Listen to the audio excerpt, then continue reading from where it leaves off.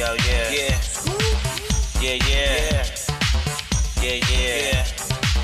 Yeah, yeah. Yeah, I wasn't open that mouth. Sure that she's talking and open that mouth. If it say something, we're rubbing it out. And then there's something it out. And then it's got and it's part of this nothing.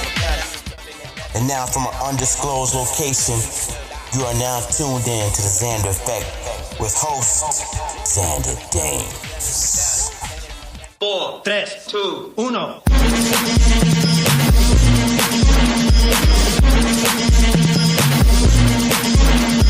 Listen up, y'all, cause this is it. The beat that I'm banging is delicious.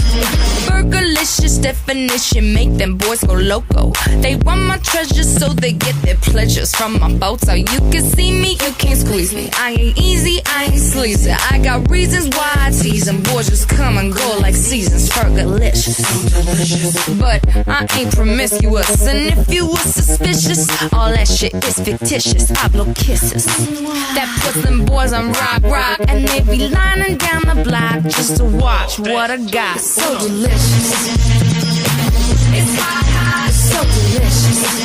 I put them boys on rock, so delicious. They wanna taste of what I got. I'm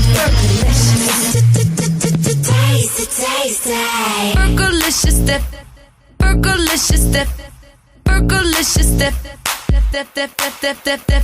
Fergalicious definition, make them boys go crazy. They always claim they know me, coming to me, call me Stacy. I'm the F to the E, R-G, the I, the E, and can no other lady put it down like me. I'm Fergalicious, so delicious. My body stay vicious. I be up in the gym, just working on my fitness. He's my witness.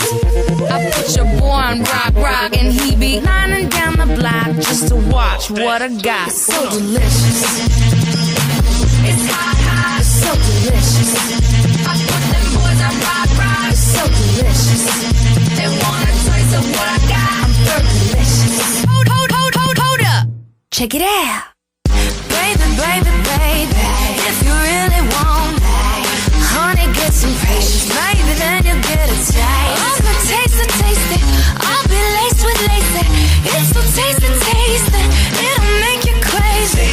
To the A, to the S-T-E-Y, girl, you tasty. G to the A, to the S-T-E-Y, girl, you tasty. D to the E, to the L-I-C-I-O-U-S, to the D, to the E, to the Hit it, Fergie. All the time I turn around, brothers gather around, always looking at me up and down, looking at me. I just wanna say it now, I ain't trying to round up drama, little mama, I don't wanna take it. And I know I'm coming off just a little bit conceited, and I keep on repeating how the boys wanna eat it, but I'm trying to tell that I can't be treated like clientele, cause they say she delicious, but I ain't promiscuous. And if you were suspicious, all that shit is fictitious. I blow kisses that puts them boys on rock, and they be lining down the block just to watch what I got.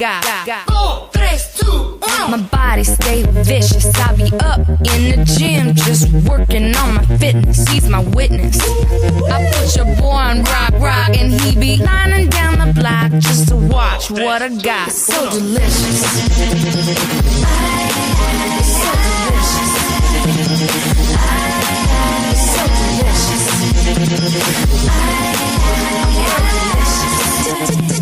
Taste it. It's so delicious. It's so delicious. It's so delicious.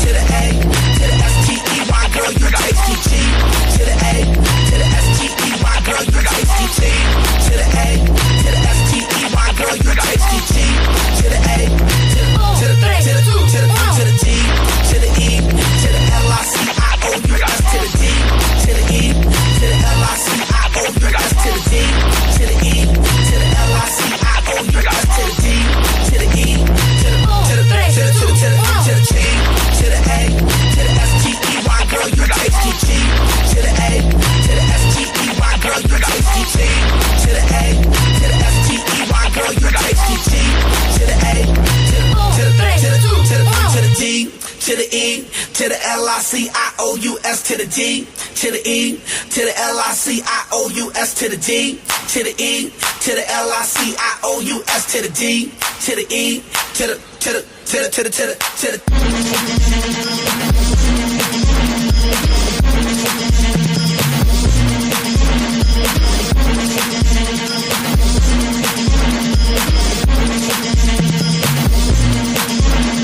That was Fergie's Fergalicious right here on the Xander Effect. And welcome everybody to this pre-Thanksgiving episode of the Xander Effect. I'm your host, Xander Dames. Alongside with me are my two wonderful, Thanksgiving, counterparts here. Mr. Jeremy Miller. Jeremy, how you doing? I'm doing great. Very thankful I won't have to talk to you tomorrow. I hate you a lot every day of the week and twice on Sunday, especially on Thanksgiving. Don't take my wing. And of course, we have the lovely Lonnie Rivera. Lonnie, how you doing? Hello, gentlemen. It's the day before Thanksgiving. Yeah, right. How's it out there in Pittsburgh? Is it snowing yet? No, it's not. So it's raining. It's a rainy day. It definitely feels like Thanksgiving. I went and got the Christmas tree just a couple minutes ago. I'm so confused right now because you said Thanksgiving and you were like, "Yeah, I want to go get the Christmas tree on Thanksgiving." I'm like, "Aren't you missing a turkey?" But I mean, how are you going to spend it? I mean, are you going to spend it in quarantine as with everyone? Yeah, I'm here in quarantine with my mom. Oh, that's awesome. I just wanted a live tree. I wanted a real tree this year. Oh, so did you go out into the woods and just chop it down? No, I actually went to the supermarket and got one.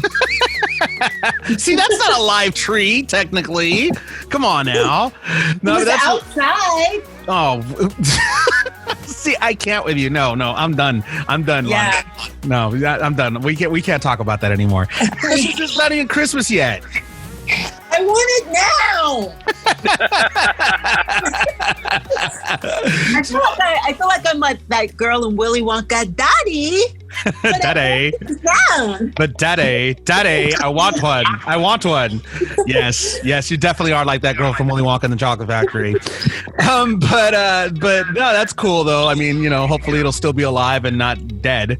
I mean, you got to water it, Yeah, I already put water in it just a couple weeks ago. Oh my God, she goes so Valley Girl on me, Jeremy. Oh my God. Hello. Like for sure. Like ring, clue phone, it's for you. But that's cool though. I mean, that's cool. Some people like to go ahead and, get their Christmas way early, but that's, that's a personal preference. So Jeremy, what about you, man? How are you spending your Thanksgiving? Just spending it at home, pretty much quarantined with the family. We are not really having anybody over except for my dear neighbors across the street. My good friend Alex, my little buddy, and his dad will be joining us in our driveway. We are going to put out some folding tables and sit everybody nice and far apart and everything else. And we're just going to sit out in the driveway and enjoy a meal, and that's about it. Nobody's coming over. We're not doing anything big. No heat lamps or anything, because it's going to be pretty cold, I would think. It'll be fine. We do an earlier, Thanksgiving. Gotcha. Earlier in the day. Nice. Well, where was my invite? I'm a little hurt. I said we're not having people over. Wow. Not even me. Especially not you. I don't know where you've been. Well, you know what? The feeling is more than mutual. More than mutual, my friend. I didn't want your delicious, freaking professionally made turkey by you anyway. I hate you. This guy right here, Lonnie. So let me tell you, this guy's like a crack dealer, right? He gives me a taste of his. A crack dealer. Yeah, he's the crack dealer of cooking. Okay, so he gives me a taste of his food, and after that, it's like he has me fiending for it. After that, well, let's see who's to blame here. Who's been invited up here 1,000 times? It's not my fault. No, you know what? It's not my fault that circumstances beyond my control prevent me from going to go see you guys. All right. Always something to bitch about. Please quit making excuses and trying to blame it on me. You know what? I'm going to blame it on Lonnie from now on. No, I have to say though, Jeremy sounds like Jeremy has that ease. He sounds like a good cook. Just like to talk to somebody. You know what? Aside from him being such a jackass, he is an incredible chef. Yeah, absolutely, he sounds like incredible. A really good. And I take that back. I probably shouldn't have said cook. I should have said chef. Well, truthfully, I'm actually very fond of the word cook. Okay. While I am a chef, and chef really only means chief. That's all it means. So I have run my own kitchen in my catering as well as for multiple other catering companies. So technically, yes, that makes me a chef. Mm-hmm. But I've always really respected the term cook because a cook is a craftsman. Mm-hmm. No different than a carpenter, no different than, there's artistic stuff, whatever, but at its basics, a cook is just another craftsman, and I like that. So I've never had an issue, and I've never understood why chefs, some get offended at being called a cook. I think it's really pretentious of them. Well, yeah, I mean, probably a lot like some people say cameraman as opposed to photographer or cinematographer. Yeah, it's like where's your cameraman? It's like some people don't care, but there's some guys who don't like that. Yeah, I'm one of those guys. I don't like that too much. I'll tell you this: don't call a East Coast firefighter a fireman. Oh, really? Oh, yeah. You do that in Boston or on the East Coast, they lose their minds. I am not a fireman. I am a firefighter. It is do not ever do that to them because they will verbally crucify you. I wonder if you're in Boston and they've had a few, they may do more than verbally crucify you. So, well, I wonder what happens if you call them a first responder. How about that one? I don't know. That'd be interesting. I just know from personal experience, they tend to get rather touchy about being called firemen. It's like you choose the neutral word and see what they do. Just wait. Be like, oh yeah, well you're a first responder. How about that? What do you got now? I was like, I don't know what to say to that. That's actually a good. Damn, we're gonna have to think about that one for about 2 seconds here. I mean, that's interesting, man. I never even knew that. I never knew they were so touchy about their title over there. They can be. It's mainly East Coast from what I've seen, particularly Boston, who's one of the, proudest firefighting communities around and stuff like that. It's something they take very seriously. Yeah, Lonnie, what's up with that? No, I work here as a reporter in Pennsylvania and Pittsburgh, and I have to say I don't call them firemen because I always felt like if you do that, then you're excluding the women. Mm-hmm. Because there aren't a lot, but there are some female firefighters. So, absolutely, yeah. You're right. You're definitely right about that. So I guess, I mean, I suppose that is definitely a way to look at it. I could agree with that. That's interesting though. I didn't know that. That's very interesting. That's a nice little tidbit of information that I didn't know. That thank you, Jeremy, very much, Mr. Human Encyclopedia, Mr. Amazing Chef. Right on. You know me, the king of useless information. Well, from useless information to entertainment news, we got a few things to chat about today in entertainment, sports, and video game news, actually, in this pre-Thanksgiving episode of The Xander Effect, including the fact of the matter that Dave Chapelle went on Instagram. Actually, this is something that he did a while back that he posted on Instagram, asking people to not watch Chapelle Show, and Netflix heard him loud and clear. They removed him. We'll talk a little bit about that. In sports, soccer legend Diego Armando Maradona has passed away today, and that's actually a pretty big loss to the soccer community. He passed away at 60. We'll talk a little bit about that as well.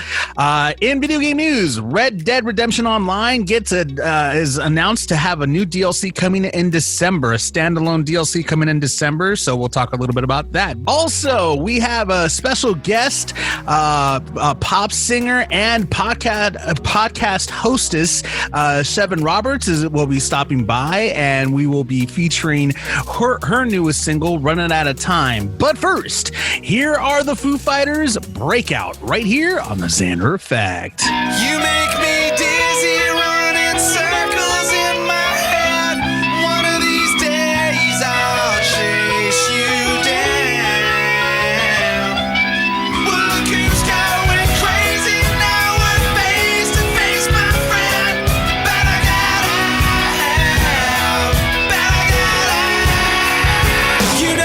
me break out.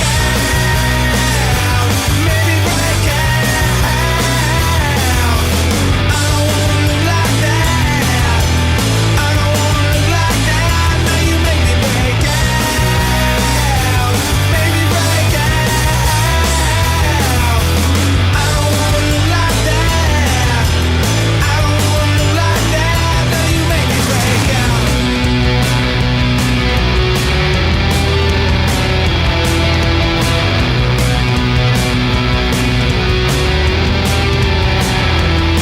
You can see this on my face. It's all for you. The more and more I take, I break right through. And therapy just scares me, put me on my back again. I may be crazy, little afraid around the ends. One of these days I'll face you out. Burn it in the blast off, burn it in the blast off, watching me crawl away. Try to get out, try to get out. You know you make me break out, make me break out. I don't wanna live like that. I don't wanna live like that. Now you make me break out, make me break out. I don't wanna live like that. I don't wanna live like that. Yeah, yeah. I don't wanna live like that. You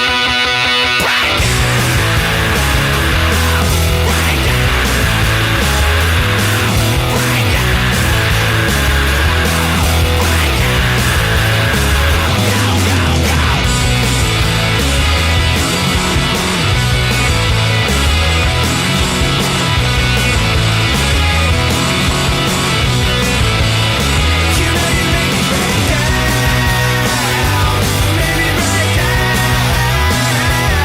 out, make me break out. I don't wanna live like that. I don't wanna live like that. Now you make me break out, make me break out. I don't wanna live like that. I don't wanna live like that. Yeah, yeah. I don't wanna live like that. I don't wanna live like that. Now you make me break out, make me break out, make me break out.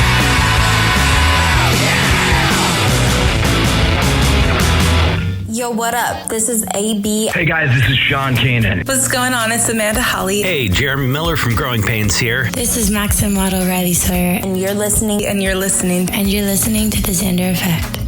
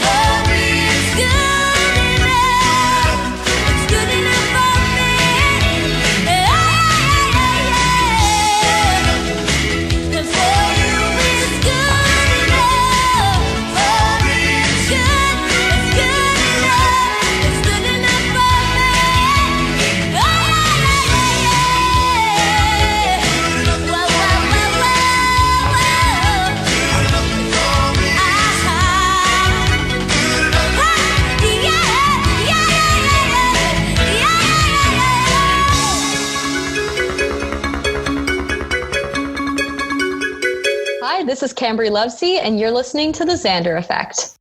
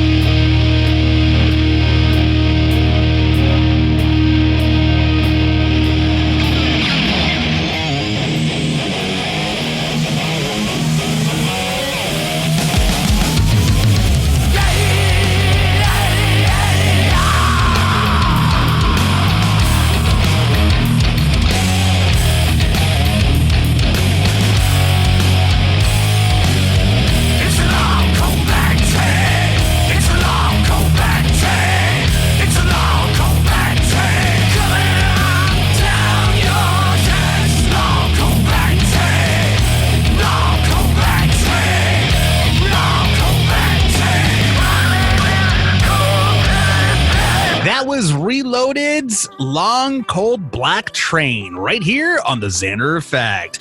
In entertainment news, Dave Chapelle went on Instagram and posted a kind of a event that he did at one of his live performances, and basically he is describing how he felt the day that he was actually on SNL about 3 weeks ago, and the very day that he was hosting SNL was the day that he found out that the Chapelle Show was going to be streamed on Netflix and HBO Max. He had no idea.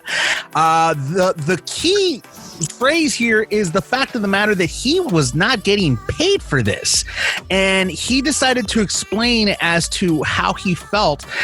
He went ahead and he called up Netflix and told them that he felt bad for them streaming the show on Netflix, because basically the way it went down is that he got a contract And at the time, he was he pretty much equated it to a game in New York, that he had been kind of suckered into a few years ago when he was very young. One of those card games or whatever, where you have to guess, which card is black or whatever. The card money. Yes, the card money. Thank you, that one. And basically, he got conned into that, and the people around the guy that was doing the game were cheering him, and he didn't realize until he had been watching this game for a while that they were all in on the con. So he pretty much equated to him signing that contract with Comedy Central to the same thing. A bunch of board members pretty much saying, "Oh yeah, Dave, this is going to be the best thing for you," and blah blah blah. And he felt that they were all in on the con as well. So he pretty much got screwed in the way he described it in his when he was venting to the audience, how he got screwed in that deal, and how basically he wants to do another Chapelle Show, but he can't. He can't because he's under contract with Comedy Central, and they will not allow him because they will not allow him to use his likeness or anything else or his very own name to start another show. And this is horrible. This is something that happens to a lot of creators in this industry. I mean, he basically also equated how creators get screwed to the Me Too movement. It's like he's saying that the monster isn't just, the Me Too is about how the monster screws, and the creators getting screwed over. That's also another version of the monster as well, about how this entertainment monster is. So I mean, it's a really touching event that he did, and he pleaded with his fans to not so much to boycott, but just to not watch Chapelle Show. He's like, if you've ever been a fan of mine, don't watch it. Just don't watch me. Boycott me. For lack of a better word. And he really went in on it. I mean, this is something that he felt very passionate about and very upset with the situation. I don't blame him though. As a creator, I'm a creator myself. I would be pretty upset too. I mean, Lonnie, you pretty much expressed how much you're a fan of Dave Chappelle. I mean, how'd you feel about this? Yeah, let me just start that I absolutely adore Dave Chappelle. He's one of my favorite comedians, and one of the reasons why I respect him so much for his work is that not only does he make people laugh, but the way he tells stories, he's such an amazing storyteller, and the way he's able to compare things and draw parallels and really reel people in to make them care is just amazing. So when he started to talk about that story of being, young and having $60 in his pocket, because I just watched it yesterday, and it being his last $60, and there was a hot Latina from Pittsburgh, which I thought was kind of cool. That he was inviting to New York for the first time on a date. Sure it wasn't you, Lonnie? No, it wasn't me. It was maybe me in another life. And he only had $60 to his name for that weekend to spend on her, and he lost it by that scam, pretty much, and those people taking advantage of him, and just comparing that to the same way when you sign a contract. So the thing that I took away from it when I was watching it yesterday was the in perpetuity, which I see a lot for print jobs, for things that I see. And there used to be a time like Chapelle in my 20s where I just wanted to be a model. So I didn't care if, just to know that my picture was in an ad, just being naive at the time, I didn't care. But when you think about it, when you give people that, you give them the right to use your image forever. That's a long time, and you're only paid like one time for it, and that's it. And I think that's what people don't really understand. So it really is important to read the fine print, and I was glad that he explained it. His call, because some of the stuff that he always calls the audience to do, is really compelling and was funny too in his own. And I guess I find him humorous because I know that he's a comedian, although it was a very serious subject. Mm-hmm. But I think it's easy, in my opinion, to boycott the Chapelle shows. I happened to actually catch one of the very first episodes of one of his shows not too long ago. And although he was talented and really funny, he has so much work out there right now. I mean, so many concerts, which I've watched over and over again, that you really don't need to watch those shows from back in the day. You really don't. And I think it's cool. Why not boycott it? Take it away. And I applaud Netflix the same way that he did in the skit for thinking about his feelings. I mean, how often do companies and corporations think about the artists and their feelings? Think about what their heart or their soul wants. Yeah, that almost never happens. And and you're so right about that, because I mean, and that's the reason why he says he messes with Netflix. That's the reason why he's with Netflix and he messes with them, because he was even pissed off at HBO. That he actually pitched the Chapelle Show to HBO, and they were like, "What the F do we need you for?" And now they're streaming. Now they're running reruns, and he's asking the same question now. He's like, "What the hell do you need me? What the F do you need me for?"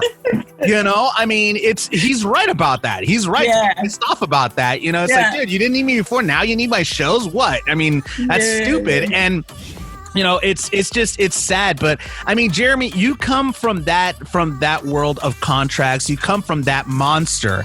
I mean, obviously, when you were on Growing Pains, you started at a very young age, but I'm sure you had people around you. You had family around you that were watching your back as far as you signing a contract and signing pretty much your rights away. I mean, how did that go for you? Well, I mean, yes, I had my mother and my grandmother who were both very involved in keeping me safe, but neither were, well-versed in entertainment law or contracts or how any of this should work. This is not something my family was familiar with. So we did have to rely on my agent as a child and stuff like that, which at the time I had a wonderful agent, Ruth Hansen, who was very, very protective and really fought for us and looked out for us and really took care of us. And she was an amazing lady. So I was very blessed to have her looking out for me. But that's not always the case. And especially as we have talked about with some of the singers and performers who've been on the show, people are not always looking out for you. And a lot of times you are on your own and, you've got to make the decision. They're offering you a lot of money. Do you get rid of that money and just turn it down so you can hold on to your creative control? Do you, you, Xander, as a writer, if somebody comes to you and says, "Hey, I want to offer you $1 million for this show," Yeah, it's a hard decision, especially if they're asking you to give up control. Exactly. Because that's your baby. That's something you created. For him, I think, as Lonnie said, it's great that he's doing this and he's standing up for it and calling Comedy Central out. Comedy Central has had a bit of a reputation among comics for taking advantage of younger comics in their contracts and things like that. So the fact he's taken him to task for this is very notable. Yeah, and he also kind of insinuated a little bit that they made up lies after he decided not to come back for a fourth season, saying that he was on drugs, he was an alcoholic. He got pissed. He said, I was a devout Muslim. I didn't drink or smoke. That part was funny. I know. Because now I do smoke. Yeah, well, yeah, now he does, ironically enough, but I mean, he was just pissed. He was pissed that they were actually doing all this stuff to him. And, he kind of insinuated that they kind of badmouthed them afterwards. So, I mean, good on him for having a platform to be able to actually speak his mind and tell everybody what happened, what really happened, the reason why they took it. And you could go on Netflix and try to find it. It's gone. Chapelle Show's gone. Awesome. HBO still has it. HBO Max still has it. They're not going to take it down. That's HBO Max for you. They don't care. But yeah, really, really happy for Dave Chappelle for standing up for his rights, and hopefully the rest of the fans will also listen and continue to semi-boycott the Chapelle Show. So we'll see what happens with that. Yeah, and like I said, he's got so much material out there now that really you don't even need to watch the Chapelle Show. Oh, yeah, you really don't. So we'll go ahead and keep an eye on that. In other entertainment news, it is Grammy Awards week, and man, Beyonce is taking 9 nominations. Jesus, she is just like gobbling up all those Grammy nominations right now. But there are a lot of other nods going. Last year's Grammy queen Billie Eilish, along with Megan Thee Stallion, Phoebe Bridgers, Justin Bieber, DaBaby, jazz musician John Beasley, and classical composer David Frost are among people that are getting nods. We have Taylor Swift also. She follows Beyonce with a lot of nominations. Roddy Ricch and Dua Lipa with Six Piece. Brittany Howard of Alabama Shakes fame. They picked up 5 nods for her solo debut. So that's really awesome. And but the one that was actually surprised and was completely shut out was The Weeknd. He didn't. Wow. He was shut out. Maybe it's because of that weird thing he's been wearing on his face. Which one now? Sorry, I just had to throw that in there. He's like wearing this thing he's wearing. They say that he's wearing this like mask on his face to speak out against drunk driving, which I applaud him for speaking out against drunk driving, but it's just weird that he's wearing this mask now as a part of like his attire now on his face. You can't really see his face. Unbelievable. Yeah. These artists nowadays, I don't get. I mean, Jeremy, are you gonna ever wear one of those things on your face? And cover all this up? Are you kidding? I mean, you should. I think you should. You're not little Ben Seaver anymore, buddy. Okay. Didn't ask for your opinion. Thank you, pal. Well, it looks like 2021 Grammys is going to be filled with surprises. Definitely gonna watch that one. Right now, Black Parade is actually being nominated for Record of the Year. And I think you expressed, Lonnie, that you like that one, right? Black is King. Yeah. Oh, Black is King. This one. Yeah. Black is King is the one. Mm-hmm. That was Beyonce's. It was like a mini movie video project that she did, which I have only watched half of it because I was watching it over a friend's house before I came out here, and then I had to stop. But it is definitely gorgeous, beautifully shot. It celebrates Black culture, going all the way back from Africa, and some of the costumes and the dancing and the performance, amazing. Nice. And I just happened to look at Instagram this morning when they were talking about the nominations for Queen Bee. And it's such a small world because Anissa Williams, who's a big casting director in LA, and I've actually done a couple projects with her, Black woman, gorgeous woman, very, very connected. She casted for Black is King, and I didn't even know that. So she did the casting for that project. So she's stoked about it. I'm stoked about it. And I'm even more stoked that Trevor Noah is hosting. Yep. He was definitely announced as the host for the Grammys this year, so that's really cool. Mm-hmm. And with right now the current crisis, it's going to be interesting to watch a virtual version of the Grammys. But then again, they did it with a recent award show as well. Mm-hmm. They were able to do it as well. So I mean, yeah, it is definitely possible. So it's going to be really cool to watch the performances and everything. And I think, Lonnie, I mean, I hate to correct you, but on my notes here it says Black Parade. That's what that's what it says. Is it Black Parade? It's okay. Black Parade, yeah. But I know that the actual The actual video I thought was called Black is King. The actual... the song by Beyonce and Derek Dixie is called Black Parade. Oh, so that's nominated? Okay. Yeah, that's nominated, yeah. For Record of the Year. Maybe because I saw Anissa Williams post something about she did the casting for Black is King. Yeah, I have no idea. That's what I have on my notes over here, so I have no idea. So, yeah, but the Grammys are coming up. Are you going to watch it, Jeremy? I will watch some of it.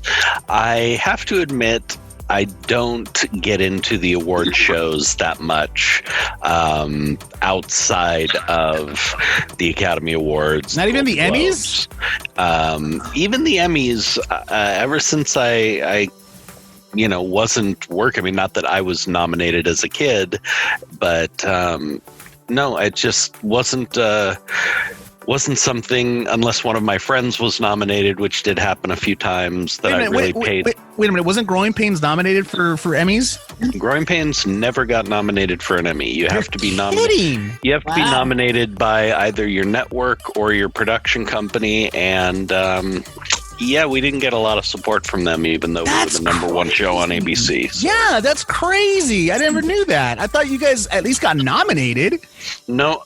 Alan actually won a Golden Globe, and I think he won one or two, but I believe he's the only one who won. I don't know if Joanna or Kirk were ever nominated, but no, we as a show never received a whole heck of a lot of support from the people we were making a lot of money for. So Wow, but I mean, that sucks. That's really sad to hear. But hey, at least like you said, you also made money yourself. So I mean, well, hey, I wasn't in it for the awards or anything else. Exactly. I mean, it was I got Oh, and Xander, sorry, I don't want to be anal about this, but actually, Black Parade and Black is King are part of the same project. So Black Parade, which is the song, and there are probably a couple of songs because it's a soundtrack, is nominated, but Black is King, the music video and film, is also nominated. And that's what I'm talking about. Gotcha. Yeah, I know some of the music from Black Parade because actually a couple of the songs, which is interesting that she used and reproduced for Black Parade, were some of a few songs from the Lion King contract. Lion King. Come on now, you can get out. Lion King soundtrack. Try to say that 3 times fast. It's kind of Irish wristwatch. Lion King soundtrack. There you go. But anyway, yeah, Black Parade and Black is King, which are part of the same thing. Black is King, the music video, which is like a mini film, is nominated. I see. Okay, yeah. So we're both right. Yeah. Since we're both right. Sure. Gotcha. Well, we'll definitely gonna go ahead and keep an eye on the Grammys. We'll see who are the big winners and the big losers of that night. In other entertainment news, looks like Saved by the Bell finally premiered, and in case you haven't seen it on the Peacock yet, spoiler alert, gonna go ahead and spoil it for you. If you're listening, don't listen. If you want to watch that reboot, don't listen right now, at least not for the next few minutes, because I'm going to be talking about how they basically went ahead and did the entire season. From what I read, it doesn't seem like it might get a second season. That's still, the jury's still out on that, so we don't know yet. But so far, it basically what happens to the original Saved by the Bell crew with Zach and Kelly and Slater and Jesse. Looks like they pretty much went all their separate ways. Zach became the governor of California after trying to beat out a $75 speeding ticket. Kelly became some sort of a wellness positive, vibes guru. Jesse got her PhD in psychology, and AC, he became, I guess, the school's coach or whatever. And each one of them has their own little story that's going on. But the real question that many people were asking is how in the world were they going to address Screech and Lisa not being on there? Screech Powers played by Dustin Diamond, and Lisa Turtle played by Lark Voorhees. And of course, we all know that both of those those actors have had personal issues, especially Dustin Diamond. He's had some major issues against, Saved by the Bell and some of the cast. He went ahead and did that biopic for Lifetime that bombed. And he just went at it. He made himself look like the victim and made everybody else seem like they were against him. And it was just all pretty much crybabies, bitch about, oh, I didn't get this, I didn't get that, blah, blah, blah. That's pretty much how many people saw it. That's how I saw it when I watched it. And trust me when I say that's, about an hour and a half, 2 hours of my life I'll never get back. And basically the way they addressed it during the seasons, because they did the entire season on the Peacock, they addressed it that, first of all, Screech is living on a space station with his robot. I don't know if you guys remember that he had a robot by the name of, I think his name was Simon or something like that. Kevin. No, his name was Kevin. The robot's name was Kevin, and he's living on a space station. AC addressed it in one of the episodes by saying, quote, Screech is so lucky he and his robot Kevin get to live on the International Space Station so he doesn't have to deal with any of this. So that's something that Slater mentioned. And as far as Lisa was concerned, apparently towards the end of the episodes, they had a big falling out, and the principal of the school by the name of Principal Todman, that's what it is, played by John Michael Higgins, interrupted and basically told them all that they were always all very self-involved, that he went to high school with them and they never noticed him. So they went ahead and called Lisa, who's a successful fashion designer in Paris, and asked her about Todman, and she said that she remembered who that was, but that she has to go because one of her lovers was waking up. So, I mean, it's, at least they kind of put both of those characters in a kind of a good light, I guess. It seems logical that Screech is on a space station with Kevin and Lisa's in Paris, enjoying the Parisian life as a fashion designer. Let me point something out in that, because there's something that maybe a lot of people might not pick up on. Yes, they definitely kind of have shown them both in a positive light, but only one of them did they really leave an opening to be a part of the show if they so feel. Yes, Principal Belding. No. Of those two, of the Lisa Turtle character and the Screech character, they have only left the path open for one. And with the way things went down, being that Lark has struggled with, anxiety and some mental health issues and things like that, where it was her choice to walk away from this business because it can be so amazingly mentally torturous. But there was an article recently, about 2 months ago, that acknowledged that Lark was actually in discussions about maybe doing a cameo for the show, that she felt comfortable doing that little bit. She didn't feel comfortable being a part of the whole thing, but that she had been in talks to perhaps do a cameo or something like that. So as soon as you started talking about the way they set it up, it makes sense. Dustin kind of burned some bridges, and while they weren't petty about it, they didn't, make his character look horrible or anything. They really didn't leave an open door for him to appear. Whereas hers was not so personal with them, and there wasn't so much bad blood. And, being a designer in France, all that is a plane ticket. True. Yeah, it'll be a lot harder for Screech to come out of that space station. So, I mean, Lonnie, what do you think? What do you think of those spoilers? I don't really care. I'm not going to watch. I love her. She's so honest. I love it. I love that Lonnie is just like, I don't give a crap. I mean, why would you talk about Saved by the Bell? Who cares? I don't care. It was back in the 90s, Who cares? Who gives a damn? Who gives a rat's ass about all that?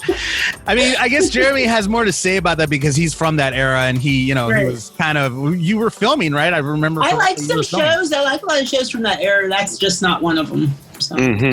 No, I have an affinity for it just because it was the same time we were filming at the same time, and I knew them. You know, I knew Mark Paul, I knew, all of them pretty well. So yeah, that's why this all is. It's more personal to me. I had friends that watched the show. That Saturday morning Saved by the Bell hour or whatever they had, but it wasn't a show that really drew me in. But I was friends with them. They were good people for the most part. I mean, I don't recall having any issues with any of them, and that's cool.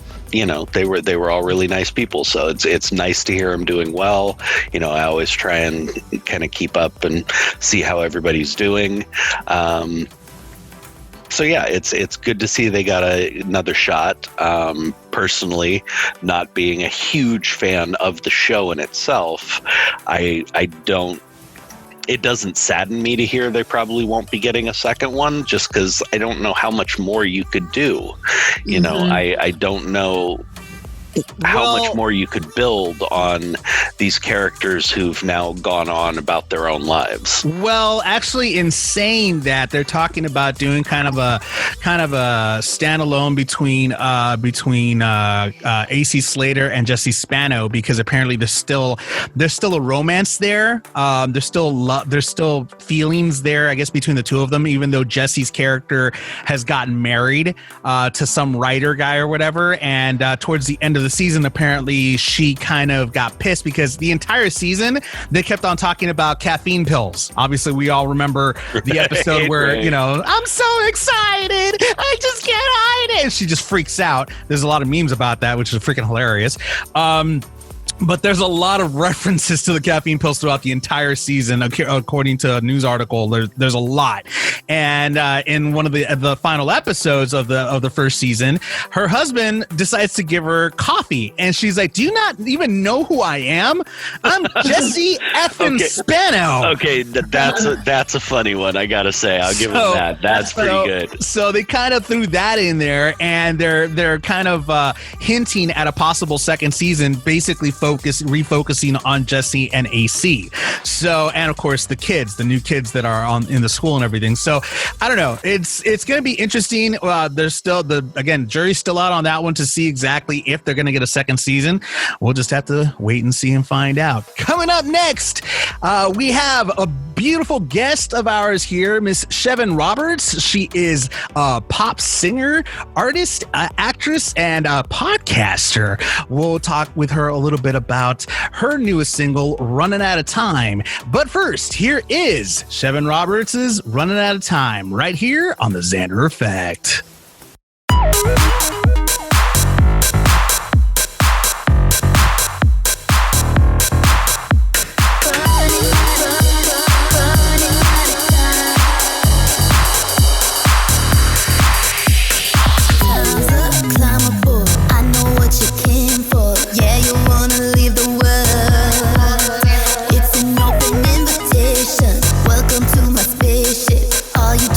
Boys and girls, sparks on a fly.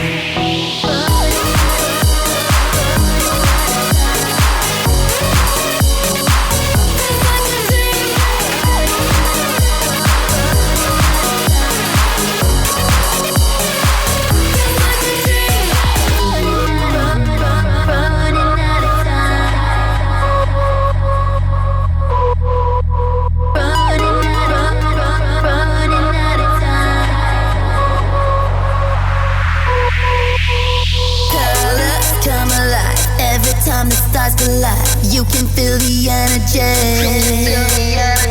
There's no coming down, dancing at the speed of sound. When you're high on frequency, turn up the night if you like it loud.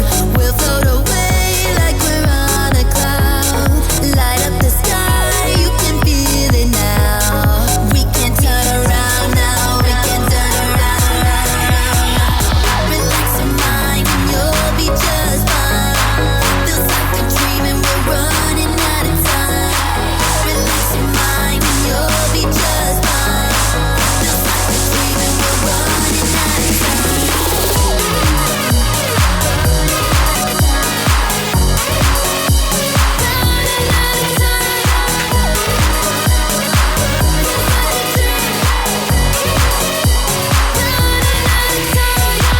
Relax your mind, you can take your time. Cause in a minute you'll be hypnotized. Cause I'm trying to take you to a better place. Just follow me, we can all escape.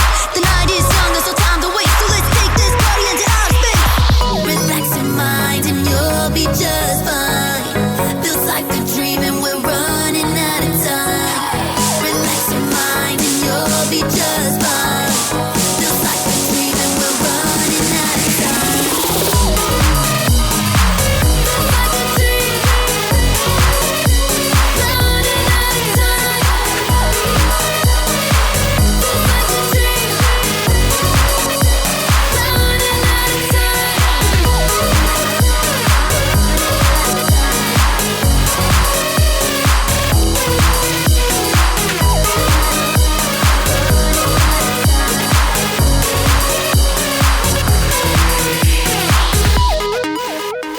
That was Shevyn Roberts, Runnin Outta Time, right here on the Xander Effect. And joining us is the pop singer herself, Miss Shevyn Roberts. Shevyn, how you doing?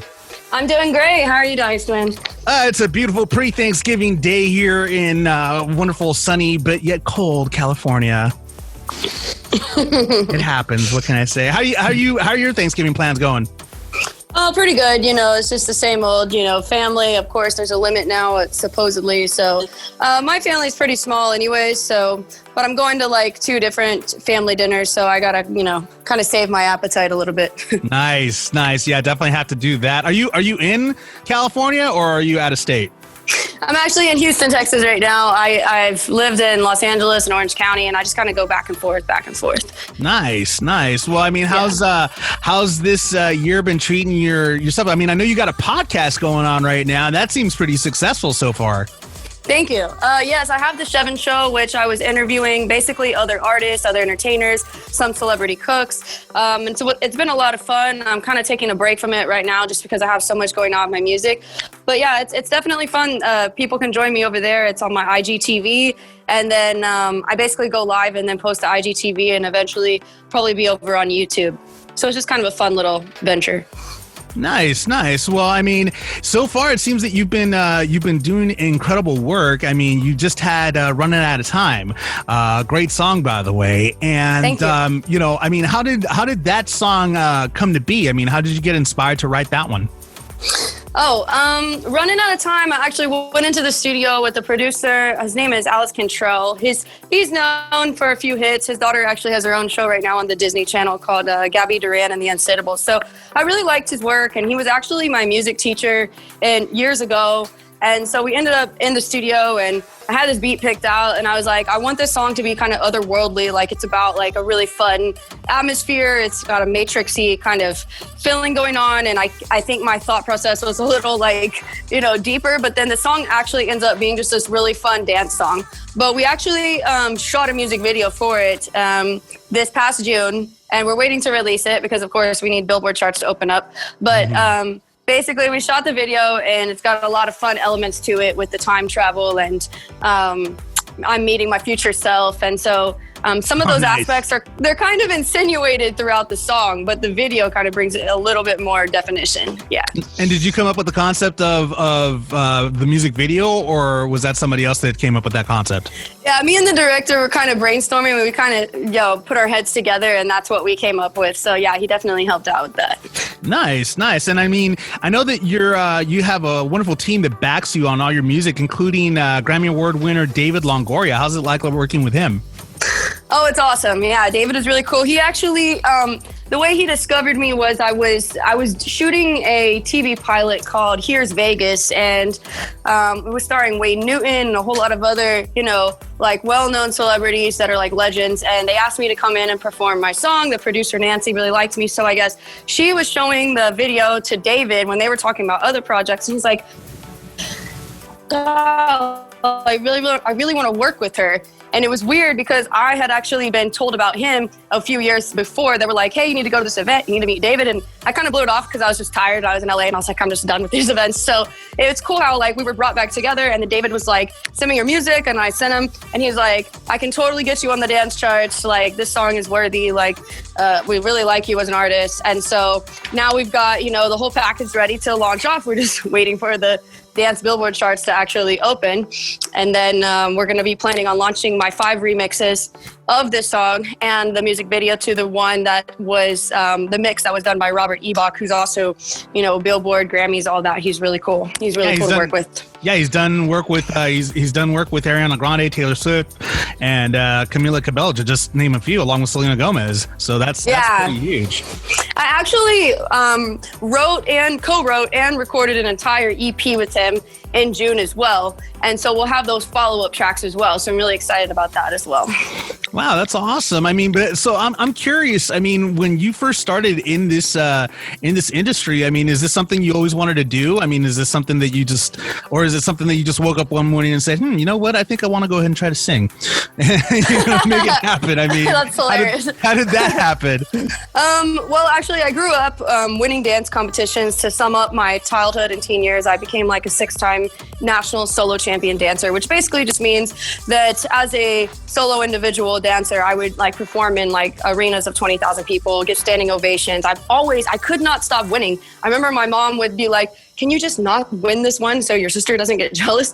And I'm like, I have to win, and I would always win. So I think that built my confidence. And I was very much as a dancer, I was very much as an artist. And what I mean by that is there's a lot of people that would dance and they would win their age category, but they weren't getting the standing ovations, and they weren't getting like fans coming up for autographs and stuff. So when I say as an artist, I actually would go through several, when we used to have like music stores, I would go through music stores and go through. So I started to really develop a deep relationship, feel this under my skin. And then I would hire like 3 different choreographers. I would design my own costume, which would be way outlandish, more than you would see any like ice skaters costumes. Have like a very strong fashion sense. And then the whole piece would come together. It was like artistry. So that's where I kind of got my artistry and then performance as a dancer. And then my friend was actually kind of like a one-hit wonder. And then I was like inspired by her, and she taught dance at my mom's dance studio. And then I heard an audition for a music school, and I kind of ended up going to that. And then I got in, and then that's when I met some producers, and I started making record after record. Every few years I'd make a record, and then I'd go, oh my God, this is not, I'm not satisfied with this. Cause like when I come out with a record, I'm gonna hit the charts one day. I'm not just gonna be an independent artist and put it out. And I tried to remain humble, cause I would win awards and open up for some celebrities, but I'd be like, man, the second I like put this out, if I actually put it out there, there's gonna be a record of how much it sells or doesn't sell. So I just didn't want to do it that way. So I've made several records, and I might have promoted them a little bit, but I'd never really actually wanted to drop them like on iTunes or anything, because I wanted to make sure it was truly worthy of more than just a performance and more of just gathering fans in. It was worthy of like making the charts. And so now I'm finally satisfied with the product.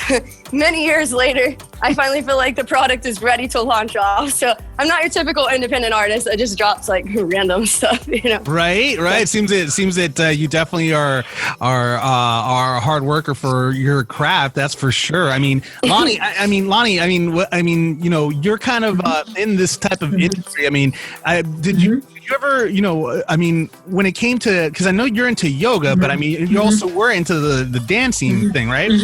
I took, it's cool to hear that your mom had a dance studio, because I would think, what was it like? I'm curious. I took ballet when I was young. My sister is the dancer in my family. I was more into theater. So what kind of dancing were you competing in?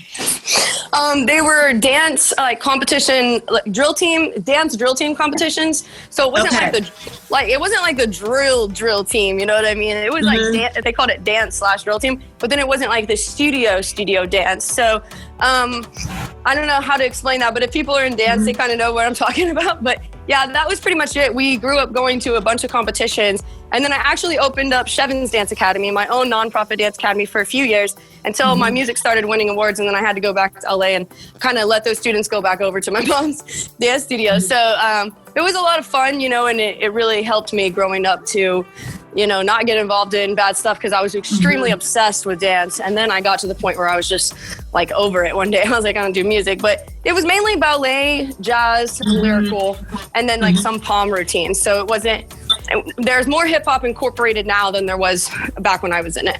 But there's really cool. Totally more hip hop. What do you think about that? Because now I remember talking to a couple of dancers on set for a job I was doing, and one of them was a trained dancer, and very much like you, she had been dancing her whole life, and she was telling me that she was having a hard time giving in to the way that the business has been, for lack of a better word, sexualized. Like nowadays, when she goes to auditions, one of the requirements is you have to be able to twerk.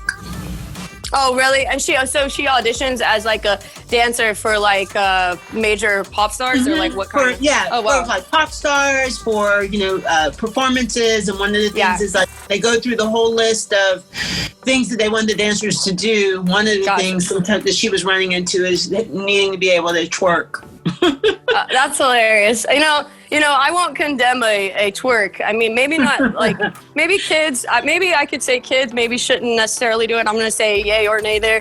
But as an older person, if the song calls for it, you got to twerk.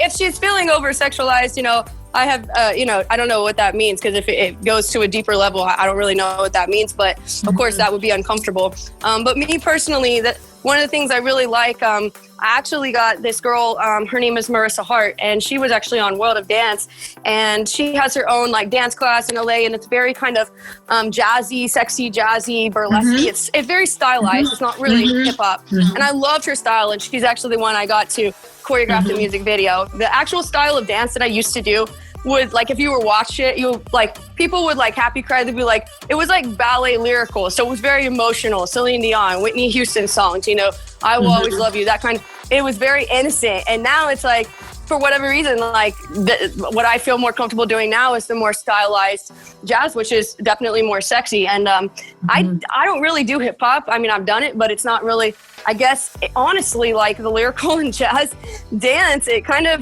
it's similar to like a burlesque stylized jazz in a sense, because there's beautiful lines, the way the body, and it's funny how it's actually more similar than what people think, but it's just the way that it's done.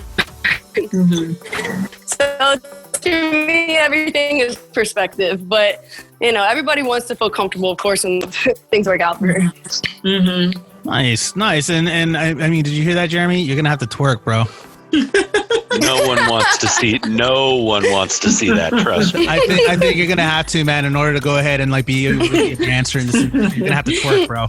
Dude, don't be giving people new cameo ideas for you, okay? Hey, Jeremy, I bet you if you twerk in your kitchen while you're cooking, I guarantee you do a TikTok video, dude, you'll be a hit. No. Oh dear Lord, no.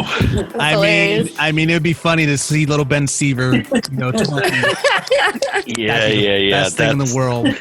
I'm going to go on record now as saying that's probably not going to happen. Guys, such a killjoy, people. We'll get them to twerk eventually, folks. Trust me. That's funny. I have to say, I really like what you said about not dropping your previous albums when you didn't feel comfortable with it going worldwide yet. We've talked about that a lot about, script writers and, just people who create in general, really staying true to what they want to be and having that kind of perfectionism where you really held back even though you didn't have to, waiting for the right album, until you were really, really satisfied. And I don't know, I really respect that. Thank you so much. Yeah, because it's kind of like, I was dating the other songs, but this is the one I'm married to. So I get it. Yeah, I mean, people, said things not necessarily critical, but could be considered critical. That they would say things like, well, you got to start somewhere, and don't let your perfectionism stop you from. And it's like, well, it's not stopping me from experimenting and creating and necessarily using the song to open up a show for Justin Bieber or using the song to promote, and get fans in. But it's just like the ultimate launch. That's where I'm hit the brakes. I'm not yet. So. No, that's really awesome. And I mean, you also, I also noticed that you were also nominated and you've received multiple awards from the Hollywood Music in Media Awards for your song Superstitious, Upside Down, and Better Than the First Time. I mean, how was it like winning those awards for that music? It was really cool. It was really surprising because I didn't expect to get 3 nominations and then actually win. So it was definitely a step up because they do call the Hollywood Music and Media Awards kind of like the prereqs for the Grammys. It's the next closest thing. So I don't know exactly how close it is, but it definitely felt like there was some acknowledgement there, and it felt really good. But as far as the song Upside Down, that's another really fun dance song, and same with Better Than the First Time. Actually had a little bit of undertone of pop punk feel, which was really cool, but still very bubblegum. Nice. And then yeah, so I ripped those off iTunes, so people won't find those anymore because I'm that type of artist. But hopefully you'll find something soon whenever I release my upcoming song, Runnin Outta Time. But wait a minute, you just touched on something that was very interesting. Yeah. that you got nominated and didn't expect to win. You just said that you always expect to win. Come on now. Well, I always expected to win in dance. Now in music, I am an overachiever in music, but I'm obviously more humbled because this is like a worldwide thing. Dance, it was, maybe nationwide. So it's, I'm very humbled at the same time. I believe there's a place for me and that I can reach my highest potential when I'm working with the right people. So I'm definitely going for, as far as I can go. Nice. You also mentioned that you opened for Justin Bieber. How was that like?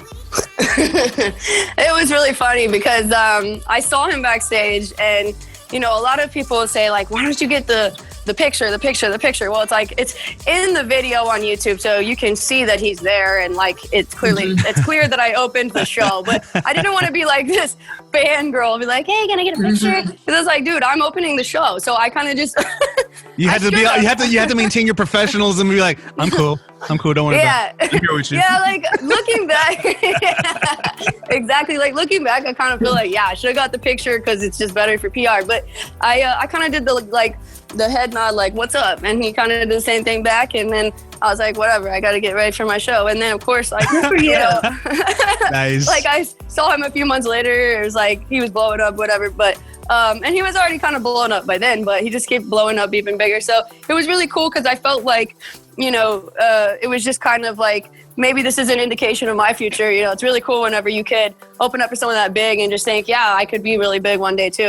That was really an inspiration. So it's really funny though, because I would start 3 years later.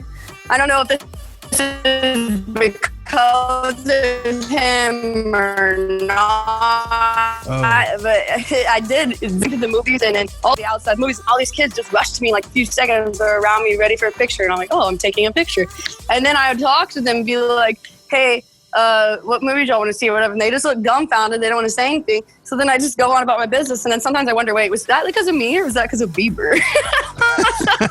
I don't know. And that was 3 years after the show. So yeah, so I don't know. He's played some kind of role in developing my fan base, I'm sure, but it was really just a one-time event, and it was fun, and it's just cool to say that I did that. So nice. And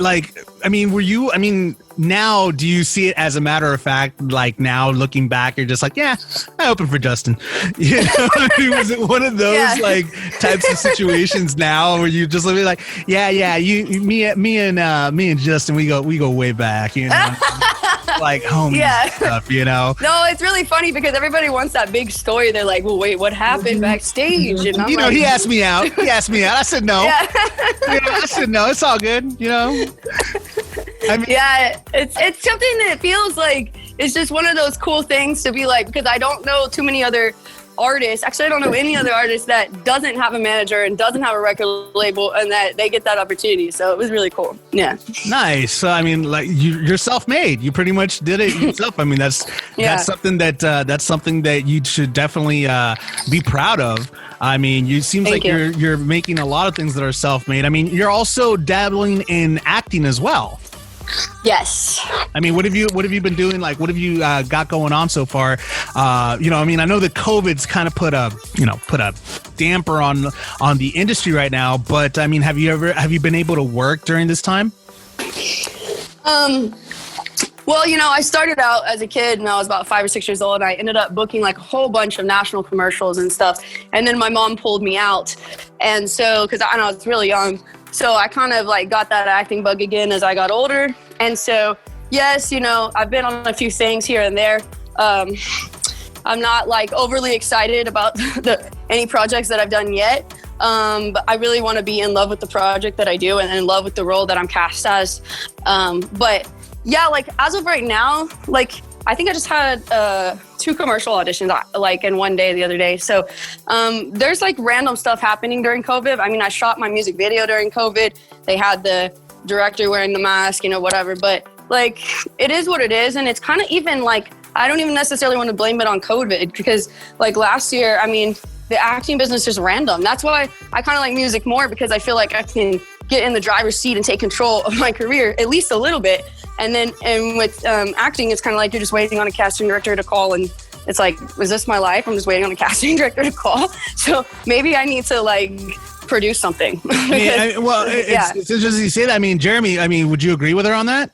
I couldn't agree more. I mean, it's exactly the same in the industry. I mean, full-time acting industry. It's a waiting game, and 90% of my friends have at this point gotten tired of waiting, and most are trying to create, most are collaborating together. And, you know, I've done the same thing. I've been helping to produce and help write and do different things like that. It's if you don't want to just sit by the phone, which is basically what an actor's life is and was back when I was growing up, you got to get moving and you got to get hustling. So it sounds like, you know, you're doing that, and it sounds like, you know, music is very similar. Like you said, you know, you want to be proud of what you're putting out there, and you know, that's not an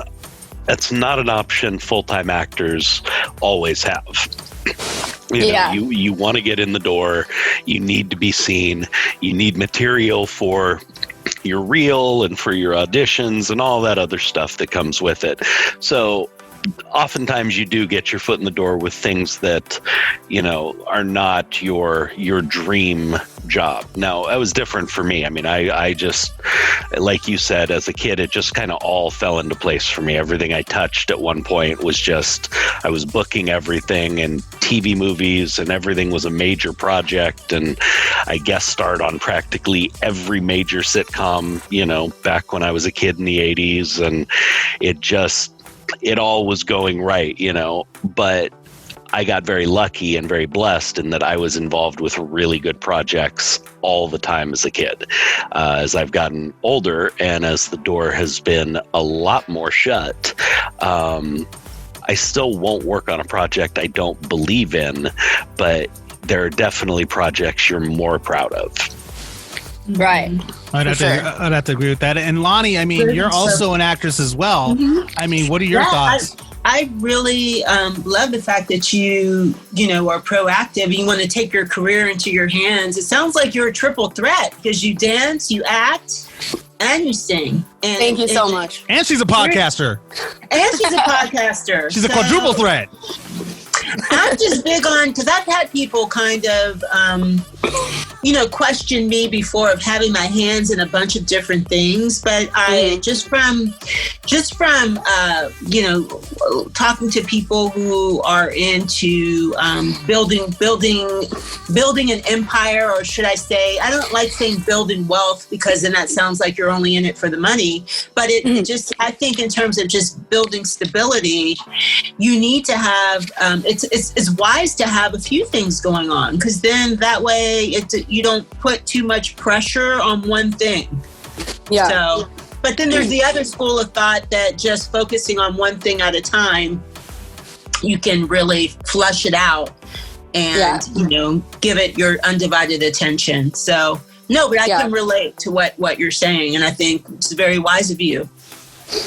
Thank you. Yeah, no, I feel like if people, a lot of people do say that, like, just the one thing, even pick like one thing for YouTube, right, that you're going to like do. That's what everybody's saying. But it's like at the end of the day, it's like, when that one thing's just not really like going quickly, whatever becomes the priority becomes priority. So, and it always seems to be typically the music. So it's like, if that's, and that is, I think, my biggest passion. Like with the music, it's like, if I'm getting more booked on shows, I'm getting more of this or that, then that's always going to take a precedence, and I can like quit the others for a while. But it's like, to me, I mean, they're all passions, but I don't know. It just seems like they all kind of feed into the same, thing. So, and maybe I have a question for you. Is there anyone, any entertainer who you admire, or you sort of had in your journey, you like, who inspires your journey? Because when I think of someone like, for example, I mean, she's a different kind of singer, Barbra Streisand. She's a triple threat. She's an actress, very good actress, singer, and I want to say she's done some musical theater, some movement, some dancing. So yeah, very talented. Gwen Stefani is definitely my favorite because of her fashion style. I love her personality. And as far as her solo record, I mean, I wasn't in love with it. And I always say I'm usually never in love with the record. So that doesn't mean anything. I still really liked it. I always just want to be in love with the record though.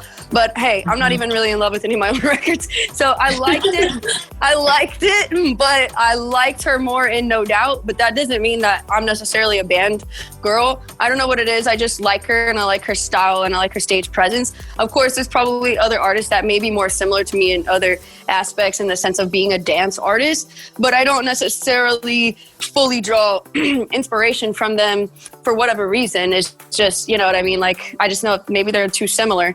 But I actually did a cover of Gwen Stefani's. I saw that. I saw that on YouTube. Yep, I saw that. I was just going to ask about that too. Yeah. And I love her. She's just so adorable. I don't know what it is. I think even her speaking voice, I'm just like, don't stop talking. I love listening to her. She's so cute. And she doesn't get maybe as much credit as some of the other artists, but I'm really hoping that she'll come out with like another record. I mean, it's been a really long time before it makes you just dropping Christmas records with Blake. It's like, all right, it's time for you to be a star. Let's go. I want to see it. It's like, it's great that you're wifey, but time to break it on your own there, darling. Come on. Yeah, now she's back on The Voice, so that'll be fun to watch. Yeah. Nice. And I was wondering about EDM. You're obviously into EDM. How did you like get into EDM music to begin with, to start making that type of sound? I mean, is it something that you were always interested in, or is it something that, you just kind of like, fell into? Well, I always started out pop because I figured, I'm a dance pop artist. I grew up dancing this type of music. So that's typically all the records I made in the past were still very pop. Like my first record was more like a Avril Lavigne type of pop. And then it became more of the bubblegum kind of pop, depending on the producer, because producers almost take you down their little path. But what happened was I had this song that had, barely, the Runnin Outta Time, the original version, barely had like an undertone of EDM. And when I say undertone, it was a very small touch, because it was still basically really pop. And so when David Longoria heard that, he's like, we need 5 different remixes to launch you on the dance charts. And the dance charts is obviously the starting charts. I mean, you look at artists like Madonna, whoever, they're usually going through the dance charts at some point or another, typically first, to break a record. So that's really how, and like, I really did like EDM music because he'd be like, you know, when I went to the studio, even to make the EP, Robert would be like, hey, show me some songs you like. And then and he's like, a lot of these are just, these are straight up dance tracks. Like you really are a dance artist. I mean, even some of my stuff like Taylor Dane that I liked from the old school was like a dance track, you know? So it became, you know, dance kind of like gets over into the EDM. It's kind of in that area. And then it became like, okay, but I wouldn't say that I'm a straight up EDM artist. I'm more of like a dance artist, but there's flavors of EDM. So yeah, that's kind of how it evolved. Nice. And I wanted to touch a little bit back on your podcasting and everything. I mean, is this because it's a fairly new podcast? I mean, did you start this podcast because, I mean, it seems that, you know, when this pandemic hit, podcasts just started, you know, popping out of every which way, like, you know, just start coming out of the woodwork here. Yeah. I mean, and it's funny because I've been podcasting since 2010. So, I mean, that's actually something that I started noticing. That I'm like, wait a minute, where'd all these podcasts come from out of nowhere? So is that part of the reason why you started your podcast, is because of the current pandemic? You needed something to go ahead and do, or is it something that you were always thinking about doing? Well, that's a funny question because, like, first of all, I don't know if I'm considered a podcast yet because I don't know if I actually have a podcast. I'm more of, we call it the Shevyn Show. I was actually thinking of, I need to go and put it on Spotify and do like a technical podcast, but it's definitely similar. It's the Shevyn Show. So basically I do it through Instagram Live and then post my IGTV. So I do it where I go live and then invite a guest. And the reason that I started doing that was because I was thinking, you know, I really would like, the thing is, I really want to become a more active YouTuber. And just because I feel like, you know, it's something that's entertainment, but you can also get paid from it, and then it would just be fun. And so, and yes, it kind of has to do with the pandemic. It gave me a little bit more time to kind of think about that. And so I was investigating some, you know, like the classes that they teach you about like how to do things. And then I thought, man, like, I have so many connections, like I have so many friends in the entertainment industry. Why don't I just like interview them? And then it's like cross promotion for both of us. So I just started doing that. And then before I knew it, I was booked up with so many people. And then I was like, geez, this is kind of exhausting. I need a break. Like, so I'm kind of taking this Thanksgiving week. I've been taking like the last 2 weeks off. But also I'm kind of getting to the point where it's like, yeah, like I'll have major actresses on or different people like from major bands and major artists, but I want it to get to a place where it's becoming like, I think it needs to feel at least a little bit more exciting, because when I listen to the conversations, I love how authentic they are, but I still feel like maybe there's something else to it, that it has to become more, you know, like a real show. So I'm still developing it at this time. Yeah, I don't know. I'm trying to structure it, but it's fun, and so I don't know what to expect. Sometimes having a show like that is always fun. I mean, you get real reactions from people. I mean, you know, I mean, suddenly you have, you know, a toaster oven going off in the background or something. I mean, it's crazy. You know, you get various. We get things like that every once in a while as well. You know what I mean?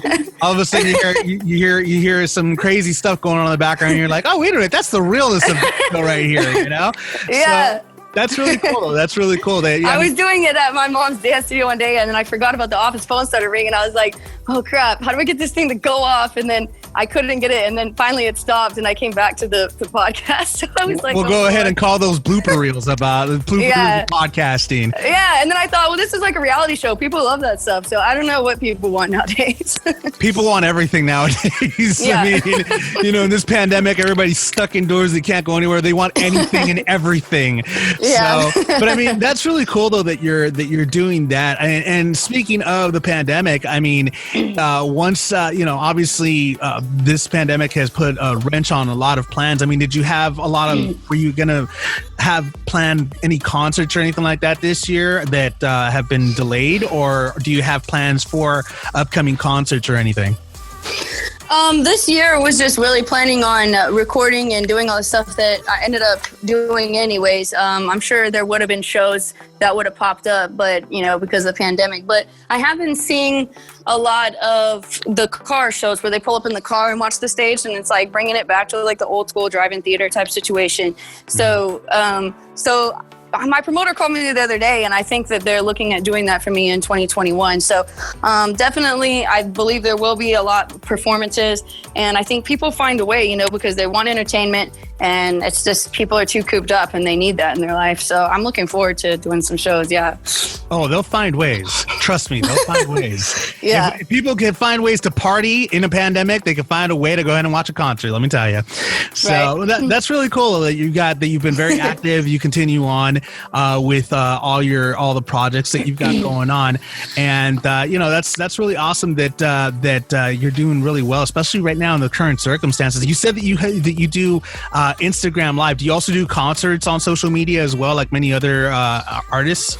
I was actually just on someone's show, was it like Pop Fusion TV the other day, and they asked me to perform live, and I was like, well, you want like a cappella? Like, what do you want, you know? So, because I couldn't really play the Put me track. on the spot, why don't you? Jeez. Yeah, so, exactly.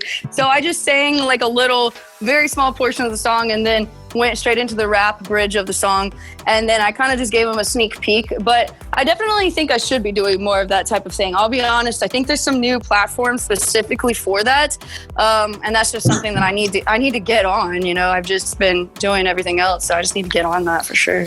Nice. Well, I gotta ask you the question I always ask all my guests: how can people stalk you on social media?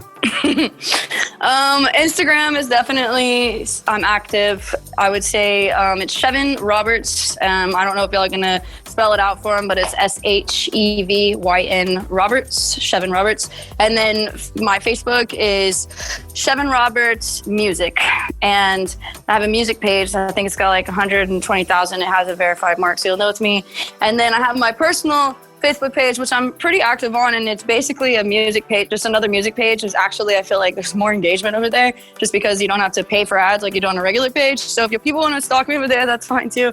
And that's just Shevyn Roberts. And I mean, you'll kind of know it's me. There's just because it has like all the pictures, and there's really shouldn't be too many other people trying to be me online. So. I want to try to be you, Shevyn. Can I be you? Go ahead and, you know, wear the Gwen Stefani outfits, you know, be like, hi, that's right, I got that covered, no worries. Yeah, you know how those people are. They try to like pretend they're you and stuff, and I'm like, all right, we're shutting this down.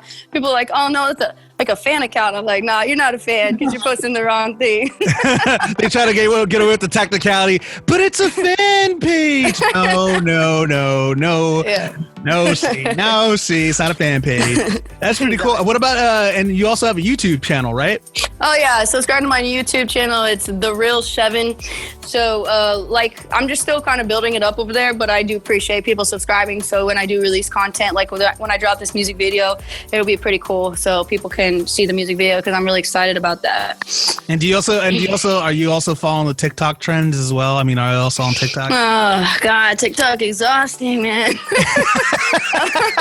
Oh my God, people are crazy over there, man. Hey, you're talking about like live stuff. I mean, TikTok's got TikTok Live too, so I mean, that's a good opportunity for you. It really is. Like, people are on me about that. Like, you need to get on TikTok. And so like back in like April, I did like some where you do the funny, you know, lip sync things of like, it's like an acting thing. Yep. And then people are like, no, you're a dancer, you need to be dancing. And so since then, you know, then I heard we're getting TikTok deleted from our country, and it's like, never mind. So I've been thinking about it. I'm like, do I really got to get over here and make a fool of myself again? I guess I do. I mean, you know, I do it all the time, you know. So, I mean, ask Jeremy. He'll you know, vouch for that I make an ass out of myself every single time.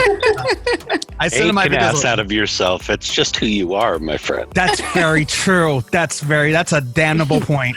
But I mean, you know, I'll definitely post a twerk video or something. But no one wants to see that. Anyways, no, but that's really cool though that you got a lot of really awesome things going on. I mean, you know, I definitely look forward for your future projects. Love Runnin Outta Time. And Runnin Outta Time, can people get that on Spotify Spotify, or where can they get Runnin Outta Time? We haven't released it yet. We're waiting for the Dance Billboard chart to open. I'm guessing it's going to be probably some point in January. I've just been making everybody aware to follow me on social media like we just talked about so that they will get the update when I do release it. I am very excited to release it, but I want to do it strategically. So definitely will be on Spotify and on Apple Music and all that good stuff. So follow me on Instagram, Shevyn Roberts, and stay tuned because I'll be releasing the 5 remixes and dropping that music video soon. Nice. Well, technically it's already on Spotify and iHeartRadio and Apple iTunes via Xander Effect. Oh, perfect. There you go. So that's actually exclusive. So there you go. There you go. See, we got the exclusive right here. Well, Shevyn Roberts, thank you so much for being on the Xander Effect. Appreciate your time.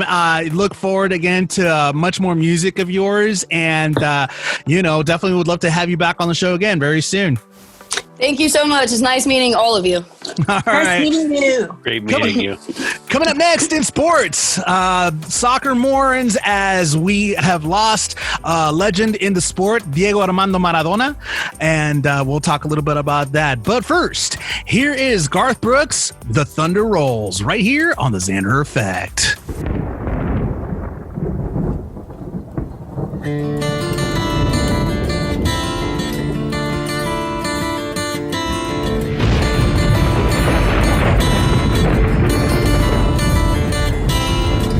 .30 in the morning, not a soul in sight. City's looking like a ghost town on a moonless summer night. Raindrops on the windshield, there's a storm moving in. He's heading back from somewhere that he never should have been. And the thunder rolls, and the thunder rolls.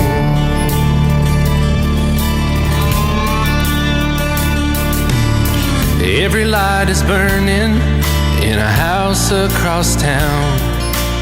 She's pacing by the telephone in her faded flannel gown, asking for a miracle, hoping she's not alright, praying it's the weather that has kept him out all night.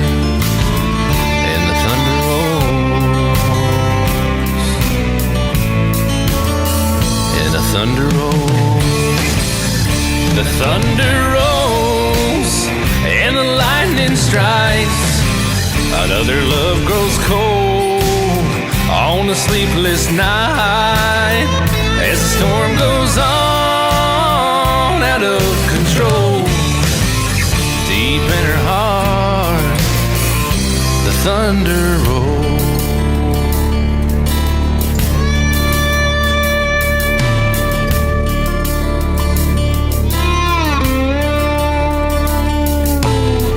Waiting by the window when he pulls into the drive. She rushes out to hold him, thankful he's alive. But all the wind and the rain, a strange new perfume blows, and the lightning flashes in her eyes, and he knows that she knows. And the thunder rolls,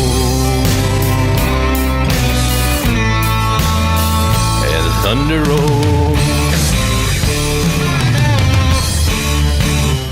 the thunder rolls, and the lightning strikes. Another love grows cold on a sleepless night as the storm goes on out of control. Deep in her heart, the thunder rolls.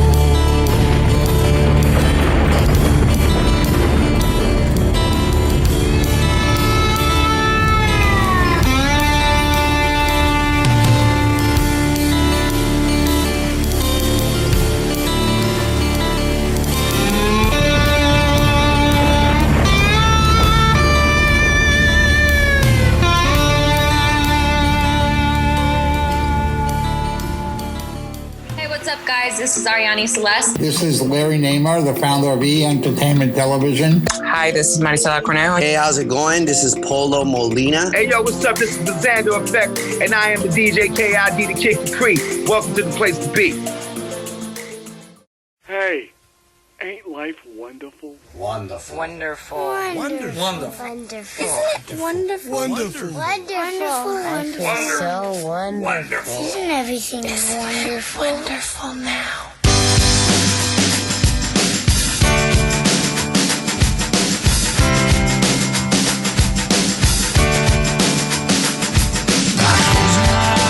Get too sad. I think thoughts that I know are bad. Close my eyes and I count to 10. Hope it's over when I open them. I want the things that I had before, like a Star Wars poster on my bedroom door. I wish I could count to 10. Make everything be wonderful again. Hold my mom and I hold my dad. We'll figure out why they get so mad. I hear them scream, I hear them fight. I say bad words that make me wanna cry. When I go to bed at night, dream adventures will make me smile. I feel better when I hear them say everything will be wonderful someday. Promises mean everything when you're little and the world's so big. I just don't understand how you can smile with all those tears in your eyes. Tell me everything is wonderful now.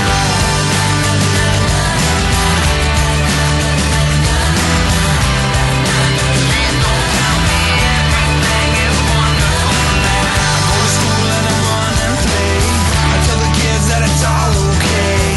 I laugh a lot so my friends won't know. When the bell rings, I just don't wanna go. Go in my room and I close my eyes. I make believe that I have a new life. I don't believe you when you say everything will be wonderful someday. Promises mean everything when you're little and the world is so big. I just don't understand how you can smile with all those tears in your eyes when you tell me everything is wonderful now. I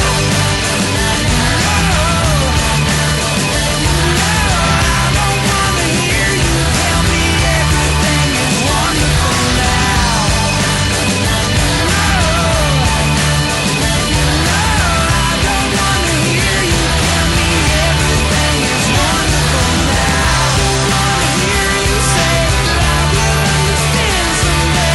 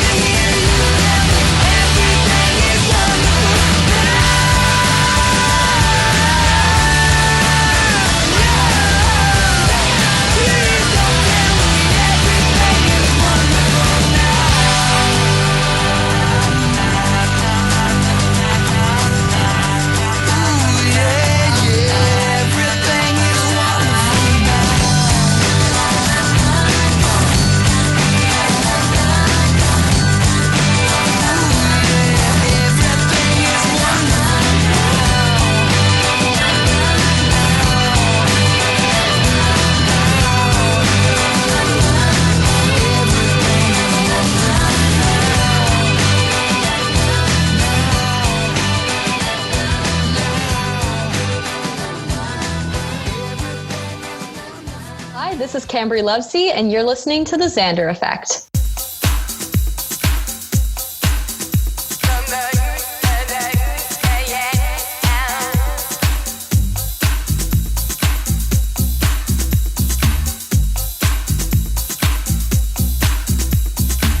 Finally, it's happened to me.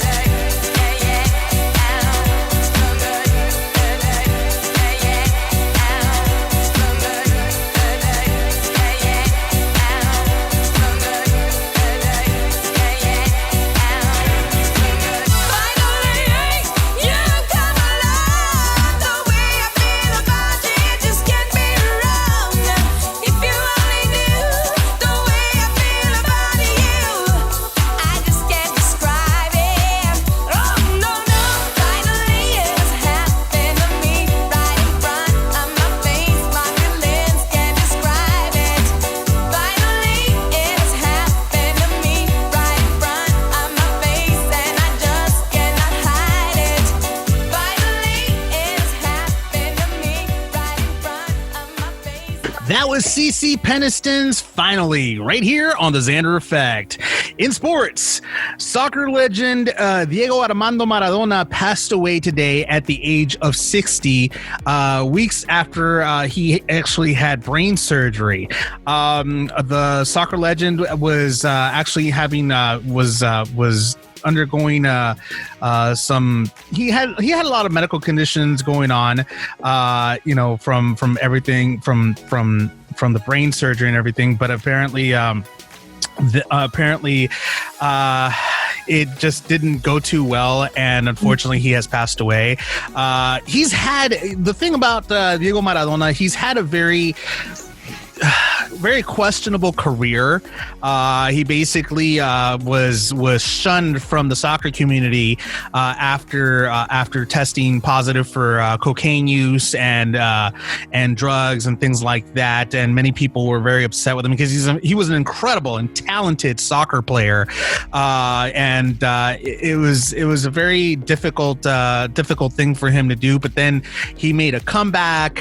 He got involved with the Argentinian soccer team, and then there was more controversy there. Jeremy, we talked about this as well, as about that goal that wasn't supposed to happen.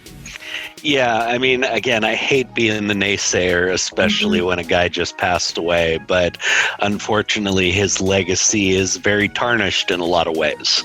The one thing he's the most known for, even more than his talent as a soccer player, is his winning goal against England in the World Cup, which was a completely illegal goal. He used his hand.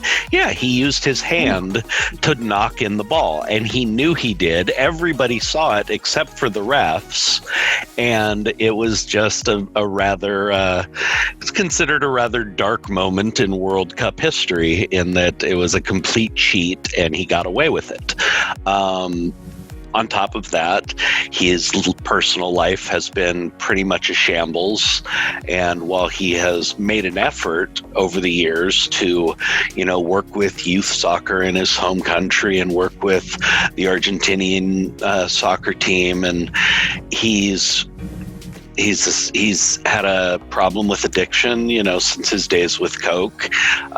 Part of the problems with the brain surgery was, from what I hear, was he had a wet brain. He's been drinking so hard so long that after the brain surgery, they actually had to put him in an induced coma because his body was detoxing so hard from the alcohol. And after the brain surgery, it seems that actually it's funny because it's not funny, it's tragic, but he didn't die because of anything having to do with the brain surgery. He suffered a heart attack.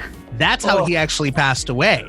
Well, again, think of the stress that a brain surgery puts on the body as it is. Right. But then his body is physically going through withdrawals. That's enough to kill a human being without the brain surgery. True. I mean, people die from the DTs and the surgery and the seizures and all the things that come along with detox. That's why it can be so dangerous to do it on your own if you are a hardcore alcoholic. You add the strain his body was already under from undergoing a massive surgery, and of course his heart gave out. I mean, it doesn't shock me in any way. Well, it's a tragic day in soccer. I mean, Lana, did you follow soccer? Yeah, I do follow soccer a little bit. My sister lives in Europe. She's a huge soccer fan. Yeah, it's really big out there. And I bet she probably knows of him, and her boyfriend probably follows him. So whenever I go there, and even when I talk to her on the phone, she watches it a lot. I think it's just sad whenever I hear about someone who had such a gift, whether it be in athletics or in music or whatever, and then they battle drug addiction. And it's just sad to hear that, and because the long-term impact on the human body is going to catch up with you later on in life, at some point. And it sounds like that's what happened. So, well, I can tell you from personal experience, that's how my uncle passed away. Really? My uncle that I've told you guys about, who was a Hell's Angel and lived a very hard life on his body. He was quite the partier, and drugs were a very big part of his life, right up until about 2 years before he died. And, he died sober, but his heart gave out. That's just it. After years and years of speed and pills and heroin and all the others. I mean, he did just about everything. The body can only take so much. He was barely 42 years old or 44 years old. Yeah. And he died sober. He didn't die of an overdose. He didn't die of anything like that. But his heart. It gets you coming. It gets you going. Apparently, addiction. That's a tough one right there. Because I mean, it's just you try to sober up for the betterment of your health, but I mean, sometimes the damage is already done. And I've had doctors that have told my dad this, because my dad didn't do drugs or anything like that, but they're just talking about why he had a stroke, why my dad had a stroke and this and the other. And they're like, it's not like this just the stroke happened from one day to the next. It's from years of bad eating. It's from years of putting your body and eating bad stuff. It accumulates. It's not something that's gonna happen from one day to the next. It's something that's accumulated over time. And that's the same thing with drugs. It's not something that's going to happen right then and there. It'll just accumulate over time. So it's a sad day again, in the world of soccer for losing a legend such as Diego Maradona. And I mean, I had heard that he was already having health issues as it was, especially the whole, when he had brain surgery and everything. But yeah, getting a heart attack out of nowhere, that was probably very unexpected to his family. I mean, that's something that the doctors probably like, we didn't see this coming. So, it's a sad day. Some of these younger players coming up look at it as a lesson to really protect their bodies and stay away from. You'd think. I mean, I know it's easier said than done. Yeah. When you may be curious or have an addictive personality, or just if you're curious. But I hope that they see this as what not to do. Yeah, so do I. But again, it's easier said than done. So, my heartfelt condolences go to the Maradona family and to all soccer fans that were fans of Diego Maradona. Again, legend is gone, and may he rest in peace. In other sports news, the Lakers decide to sign on Marc Gasol, the brother of Pau Gasol, former Laker, and this is great timing. Only how many years later? Like 500 years later that we finally sign up Marc Gasol. I mean, this is I'm sorry. I guess it's a good thing, but it's a little late, in the game. I mean, like I was talking with you, Jeremy, when I first heard about this, is, for that matter, we might as well go ahead and give Patrick Ewing a call and just bring him back. Seriously, I mean, it's not that Mark is not a good player still. He's still a solid player, and he'll be a good person coming off the bench, most likely, to spell some minutes for Davis and some other guys. I have no problem with the signing. What I have a problem with is this is a guy the Lakers have wanted for 10 years now. Okay, 12 years, whatever. I mean, it's going back to 2010. Yeah, so a good 10 years when we were winning the championship, and we had Pau Gasol on the team. They've been trying to bring Marc Gasol to the Lakers since then, and they haven't been able to get a deal done. So now when do they finally get a deal? When he's on his last legs and probably only has another year or so left. It's very frustrating for a Laker fan. I mean, it just reminds me of that scene from Ghostbusters 2 when the Titanic finally arrives and the dock masters both look at each other and like, hey, better late than never.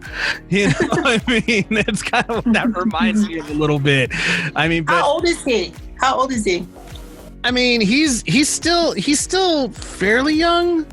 I guess. I mean, I don't know off the top of my head how old Mark is. I mean, I believe he's the younger brother of Powell. He is the younger brother, but he's been he was in the league for a long time when his brother was too. I mean, they overlapped by at least 6 or 7 years.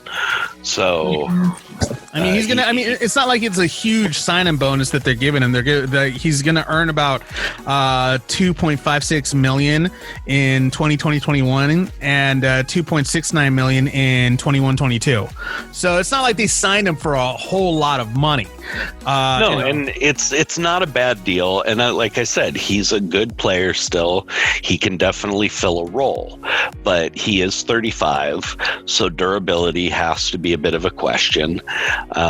We just had another 35-year-old guy on the back end of his career who didn't contribute a whole heck of a lot last year. That was Dwight Howard. But like I said, Mark can definitely fill a role for us. Do you think that maybe they're looking for, another leader, like more than just like another person just with experienced leadership? Well, if they are, Mark's not the person for that. Yeah, I mean, Mark's never been really the team leader. He's always been more of a role player on his teams. Okay. Although he's been a great player. And truthfully, I don't think leadership is what the Lakers feel that team needs, especially with LeBron and Anthony Davis. They have two alpha males already who get along very well and don't mind deferring to each other. So that's a rare combination with alpha males, and trying to throw a third one in there probably wouldn't work too well. But I like the signing. Like I said, it'll fill a good role. Well, the Lakers also are looking at 2 backup centers as well to back up Mark as well. Hold on, they're not looking. The Lakers have already signed, and this is the signing I'm actually a little excited about. Montrezl Harrell, we stole away from the Clippers. Wow! Yeah, I heard about that. I did hear about that. We are talking about the reigning 6th man of the year. He's a center, although a little undersized, but the man's a hustler. He can score, which is something the Lakers desperately need. Okay, the drop-off between LeBron James and Anthony Davis being the 2 highest scorers on the team, and the 3rd highest scorer was a ridiculous drop-off. James averaged like 25 points. I think Anthony Davis averaged like 27 or 28. And the 3rd highest scorer on our team was Kyle Kuzma, who averaged 12. So bringing in a guy like Harrell, who can actually score, who's got some hustle, and who on top of that is a younger guy. He's only 25.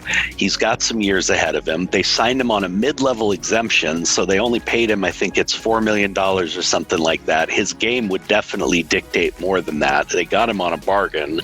As you can tell, I'm very excited about this pick. The guy, and on top of that, as a center, although he doesn't block a lot of shots because he's a little undersized, he actually defends the rim really well because, guess what?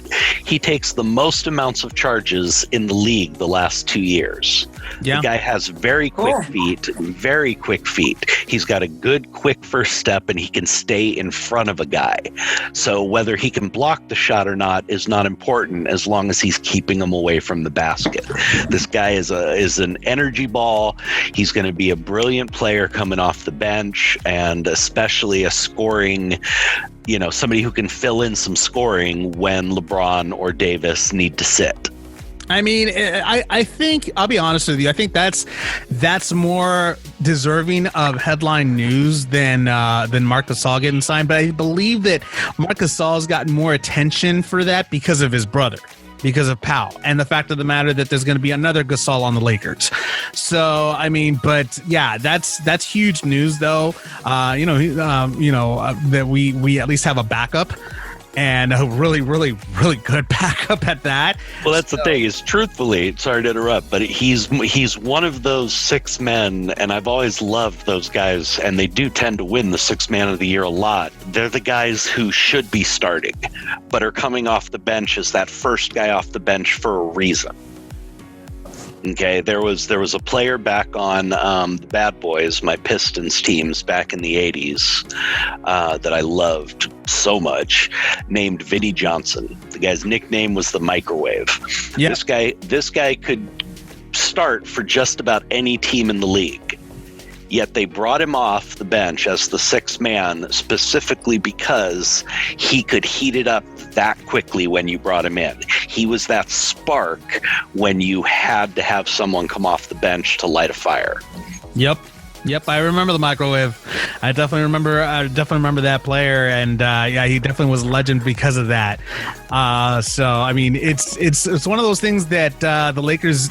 I think the Lakers are just trying to structure a future team. A team that's going to at least bring us another 5 or 6 or however more, championships. So they're trying to develop the right chemistry with the right, trio probably, or with an entire team for that matter. Absolutely. And I mean, Jeannie Buss is definitely a forward thinker, somebody who is looking to the future as well. But I really like them bringing in this young set of legs to be a come off the bench player specifically because we're having this quick start to the season. Right. Now, when you've got older players like we do, when you've got a guy like LeBron James who's got a lot of miles on those legs, the guy's played more playoff games. Well, not just injury prone. I mean, LeBron's actually managed to avoid it pretty well, but you got to remember he's played more playoff games than anybody in the history of the game. Okay? He's played more playoff games than anybody ever has. True. That's extra full games. That's extra. So not only has he played, 16 full seasons, he's got another 8 seasons worth of playoff games on his legs. Yeah, that's true. Yeah, you're right about that. That's a lot of wear and tear. And like you said, with this season just coming out, so soon, that's a lot of work. That's a lot of work on players. So yeah, it's definitely a good idea for her to for actually any owner to look ahead in the future as far as players are concerned to make sure that they don't get hurt. So I mean, it's definitely going to be something to watch this season, which the season's going to start very soon, to see how Mark force a habit, how Mark does with the Lakers, and we'll see if he does just as well as his brother did. So we'll find out about that. Side note, Lonnie, you are so ecstatic that your Steelers are undefeated still. How about that, guys? I'm surprised you haven't thrown that in there. Well, I threw it in there one time before. You edited it out. I did not. I did not. I did no such thing. I'm just giving you a hard time since we're not talking about the NFL. We're gonna get into that. I just wanted to throw that little side note for your sake because I love you, Lonnie. See how much love I got for you. For you, not for the Steelers, but for you. I appreciate it. Well, the thing is, we're playing Thanksgiving Day, which is super cool. And I looked at the lineup for just programming tomorrow, and it's kind of cool because basically people should just keep it locked on NBC because the morning starts, which I'm pretty stoked about this, with the Macy's Day Parade, which is still going to go on tomorrow. Yep, I heard about that. Mm-hmm. Yeah, which I love, and it's at 9 a.m. And then right after the Macy's Day Parade, later on in the afternoon at noon, is a dog show, a national dog show, which I love dogs. So I'm going to watch that at noon. And then evening, we've got a night game with our rival team, the Baltimore Ravens. So nice. I'm just super stoked. And so and they're playing in Pittsburgh. So you got your whole Thanksgiving Day planned out. Whole Thanksgiving planned. We're actually cooking today, so we're starting it, and all the food's bought, so we're set. Nice. And plenty of wine and everything. So, we're 10-0. How about that? Nice. And I happen to disagree with you and a couple of other people who've said that we've had an easy schedule. I don't think You disagree with me? How could you not have it? You've had a pretty easy schedule. Come on now. I don't think so. I mean, the Ravens are tough. And, it's going to get harder. Not as tough as they were last year. This year kind of... The fact that, I forgot, Kansas City lost to somebody last week. Was it to the Raiders? Not last week. They beat the Raiders this week. Okay. They lost a couple of weeks ago to the Raiders. But they lost a couple of weeks ago to the Raiders. So the way I see that is because I think Kansas City is going to be our toughest competitor, and it should. Because, if we win tomorrow, we clinch our spot in the playoffs just by winning tomorrow. And playing, we'll probably face Kansas City. And I think that's going to be our toughest competitor. And I think I honestly, and I don't mean to cut you here real quick, but I just think that Ben really wants one more ring before he retires. That's what I'm thinking right now. Oh God. Yeah. Well, yeah. And the thing is, just because I'm not, there are other quarterbacks that I have liked more than Ben. I give it to him though. He's tough. We've just got an amazing team. Like, there's not one big standout person. They just play well together. Mm-hmm. We don't have like one Antonio Brown. We have a couple of really good receivers, and so I just think that, and then the best defense ever. So I just think it's just a combination of a lot of things, and just the will to win. So having said that, I don't want to jinx us. We go into every game as if it's the first. And I actually, since I've been here, it's kind of funny, side note, I bought a new terrible towel because I had like this old terrible towel. I was going to ask about that too, if you have your terrible towel out there. I used to take with me to all the Steelers bars in California because there's so many. And then I lost it. And so Giant Eagle is like a local grocery store here, sells all kinds of memorabilia. And I bought a terrible towel about 2 weeks ago. I meant to ask, because, and this may be my ignorance talking here, where did the whole concept of the terrible towel come from? Do you guys know? Good question. Yeah. Back in the day, so this would have been back in the day when the Steelers, so I guess like the 70s. And during the 70s, when the Steelers were the dynasty back then, people used to go to the games and wave these yellow towels, mm-hmm. like a lot of teams do, these yellow banners. And there was a famous radio disc jockey, sports journalist here in Pittsburgh. His name was Myron Cope. If you guys get a chance, because you have to look him up. Like, he's on YouTube. He had the most distinct voice with like the Pittsburghese accent funny. Just a hilarious commentator.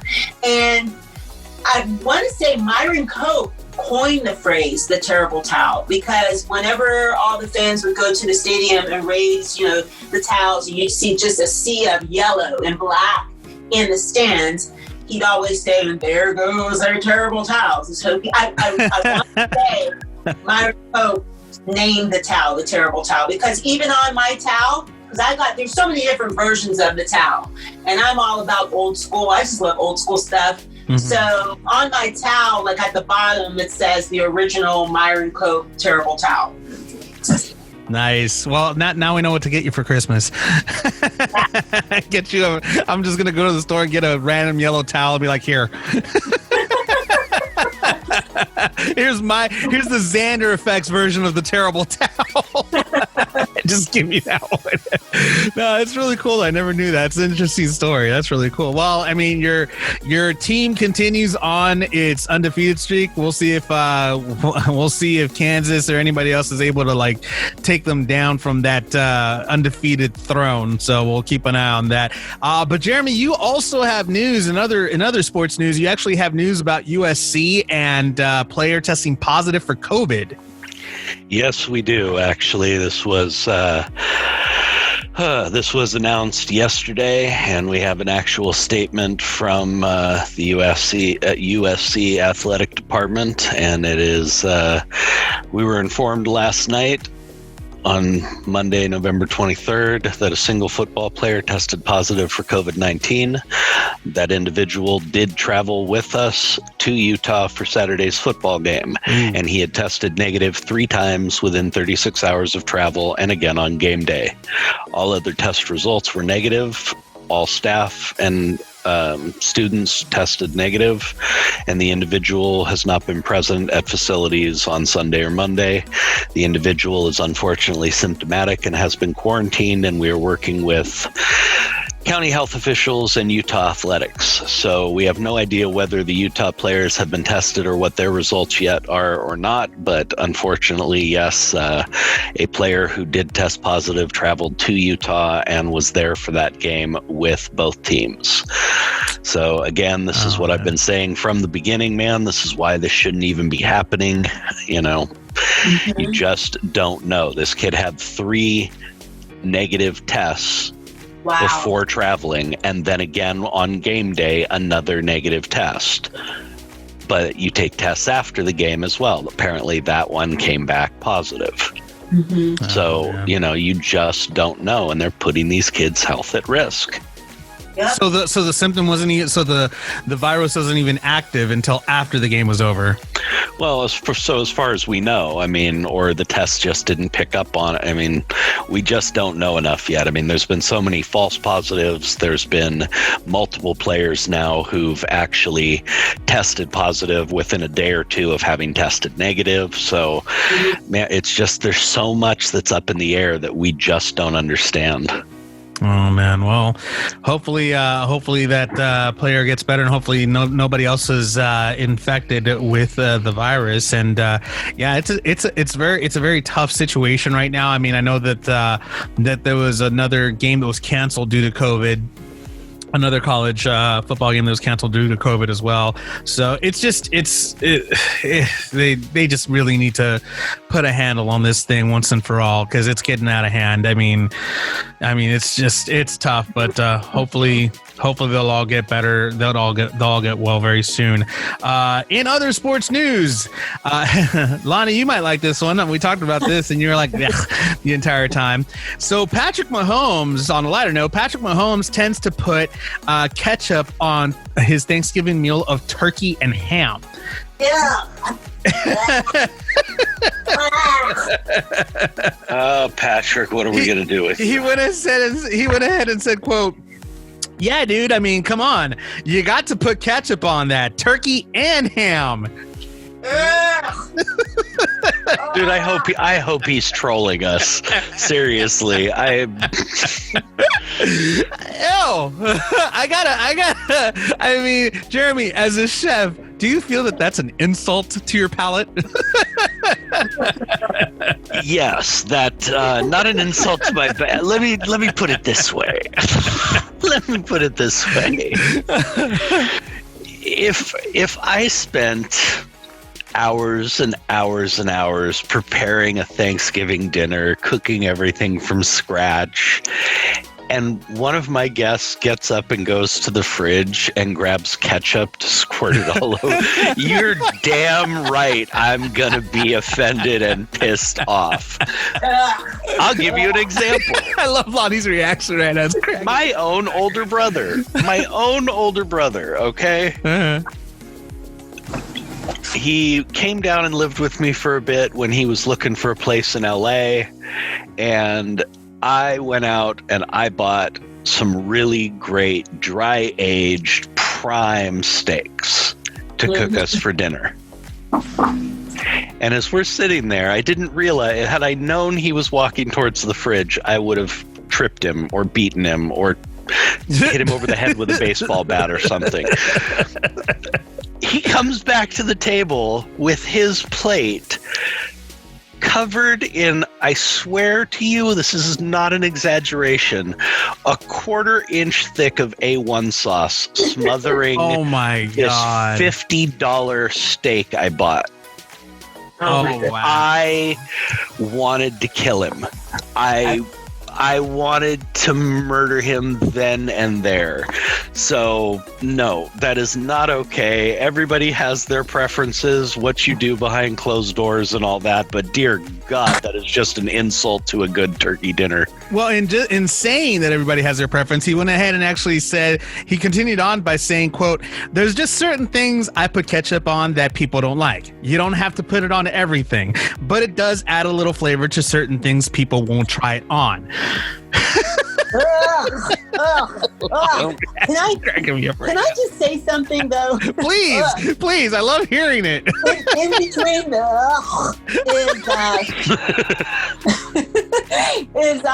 I'm one of those people though who, you guys, I love my hot sauce. That's like my and I think it's just attached maybe to my Caribbean roots, and also my mom grew up in the South. And I'm one of those people, because when I would be out in the field with my photographer, actually the one that I used to work with here, I met up with her earlier today outside because she gave me a pumpkin roll for Thanksgiving for us to have here, and she made this homemade sauce that she wanted me to use. But anyway, we'd always be in the truck together, and I'd be like, "Man, this is so good, but you know what I need?" And she'd look over at me, "Hot sauce." I was like, "Yep, I need some hot sauce on this." So I don't put hot sauce on everything now, but I probably love having hot sauce, hot mustard, or like sriracha sauce nearby for certain things. Yeah, for certain things. But ketchup is just like, for me, it's just so gross because it has so much sugar in it too. And well, you know what? I don't mind putting ketchup on eggs. I actually like that. Scrambled eggs. I actually like putting ketchup on eggs every once in a while. I mean, you get it on the hash brown and it gets on the eggs. So that's not too bad. I don't mind that. But ham and turkey, I don't know about all that. That just seems a little bit. It just, it reminds me of that scene in the movie Waiting. I don't know if you guys seen that movie, but of course, yeah, that scene where the white trash guy was like asking for like he's like, so I just want nothing sets off the flavor of a good steak like ketchup. Yep. That's exactly what he said verbatim. That's exactly what he said in that scene, and that's what it reminds me of. Is that one guy's like, dude, not A1 sauce, ketchup on a steak. I mean, Jeremy, at least your brother put something that is used for steaks, A1 sauce. Imagine if he would have put ketchup on that. That would have infuriated me. But here's my thing. Everybody has their own preference. Cool, really awesome, great. But what do you need to drown it in it for? If you want something, what the hell? Do you not want to taste the food? Right. I don't understand that. That's what, you want to put a little something on the side to dip a little something. I'm a hot sauce fan myself. If I'm having, big time. And if I'm having roasted meats or anything, I love a good squirt of sriracha or some great garlic habanero sauce, or I love good hot sauce. But again, I want to taste my food. Right. Sauce is an elevation. It's just a little something to bring the flavor up a little. Right. I have no problem with that. I'll give you an example. In Japan, when you get really, really fine Wagyu, whether it's Miyazaki or Kobe or any of the top brands, they serve it with just 3 things.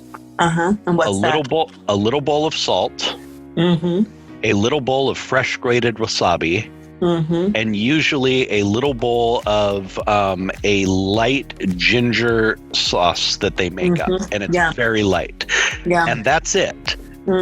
And literally, you take your piece of meat and you dip the tiniest corner in one of those, and you eat it. That's it. That's the ideal, and that's the perfect way to serve it. So, of course, even the best, this is the best beef in the entire world, is still being served with a little something to help elevate the flavor. Right. And not only that, it's I think kind of not polite, and this is just me, when someone makes dinner and before you even try it, you automatically douse it in a bunch of different things. I just think that's Thank you for saying that. It's not polite to not polite to the cook. Like biggest pet peeve of a chef or a cook or whoever. It is such a huge pet peeve. Again, a family story.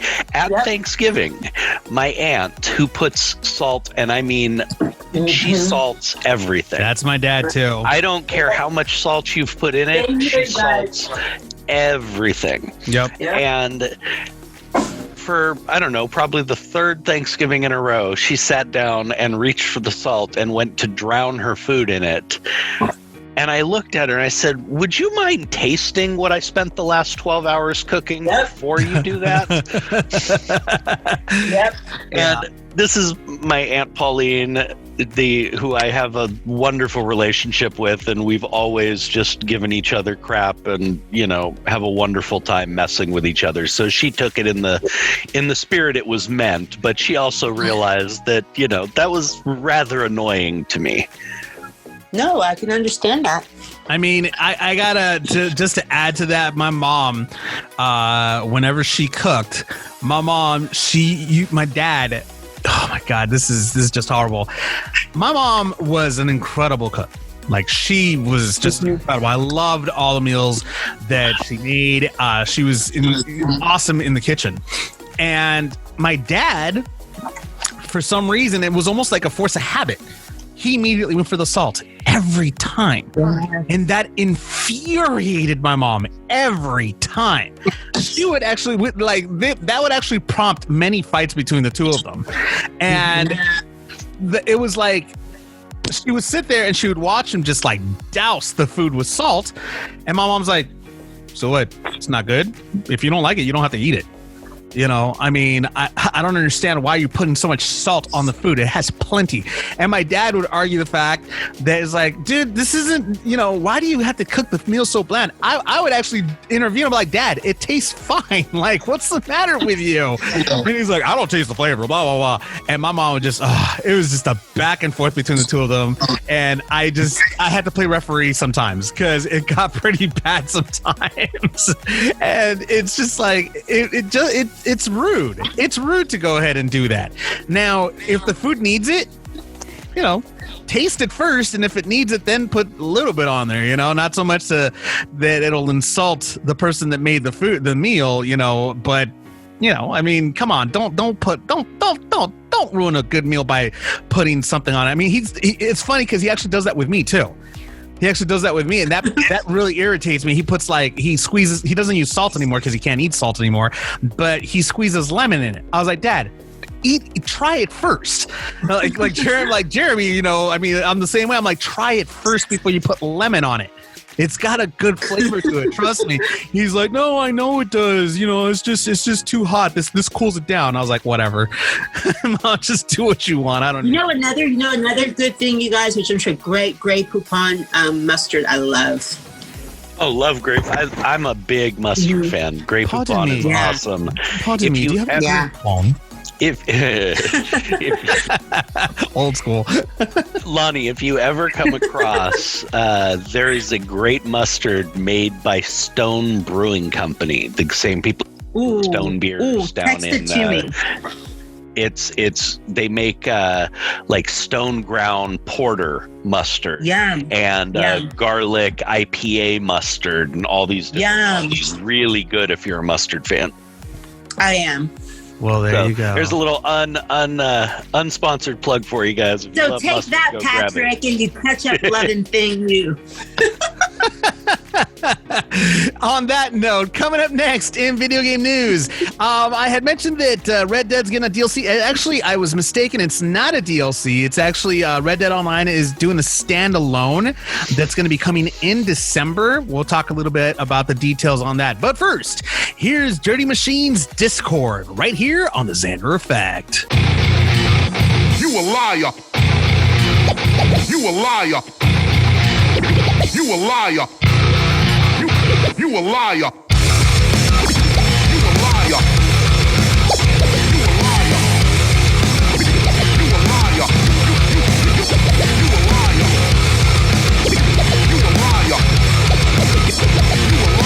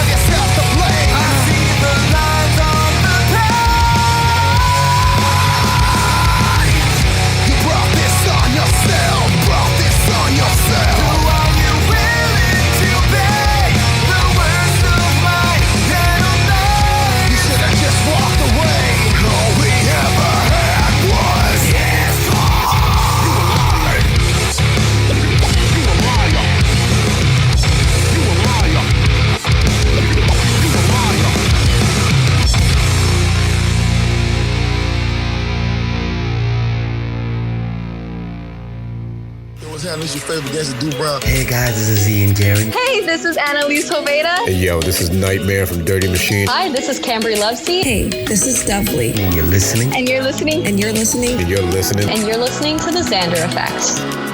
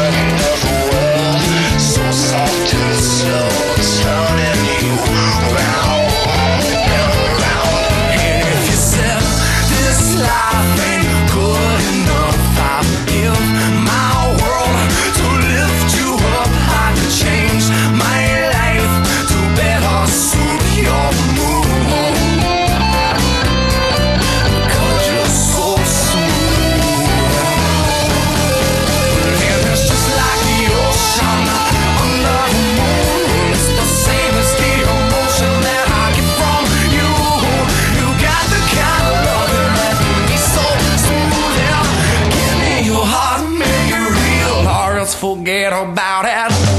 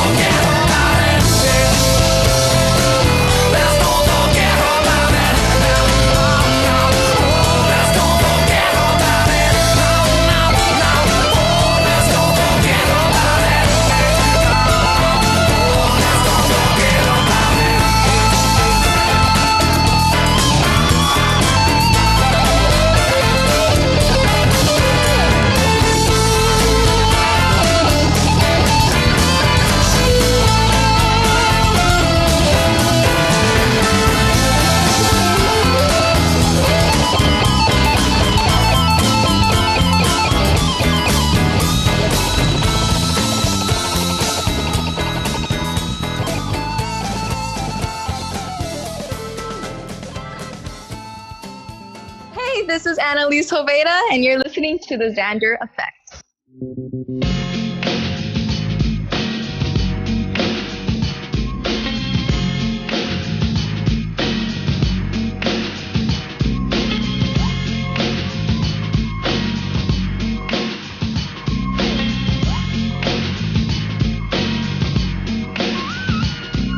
With so much drama in the LBC, it's kinda hard being Snoop D-O double G. But I somehow, some way, keep coming up with funky ass hits like every single day.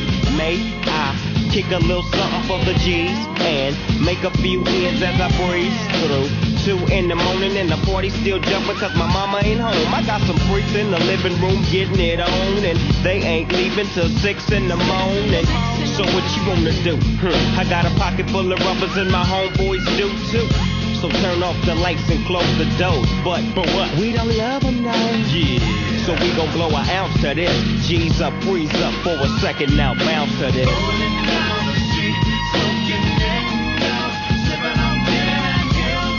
Laid back. With my mind on my money and my money on my mind. Rolling down the street, smoking in, sipping on damn pills. Laid back. With my mind on my money and my money on my mind. I got me some secret gin. Everybody got their cups, but they ain't chipped in.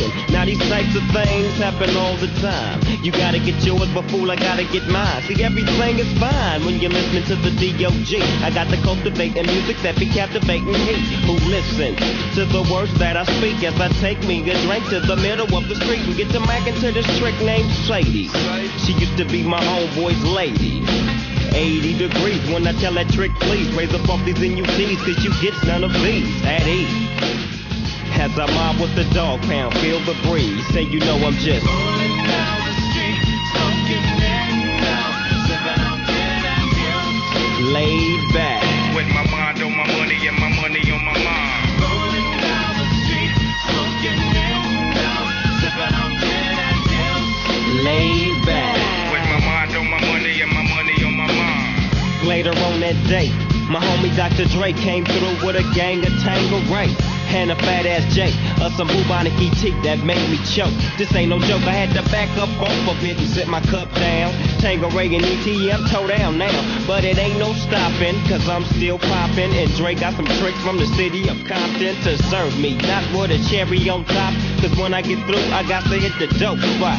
Don't get upset, girl, that's just how it goes. I don't love them, no, I'm out the dope, and I'll be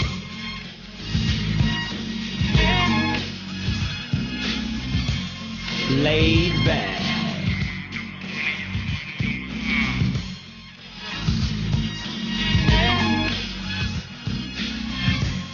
Laid back.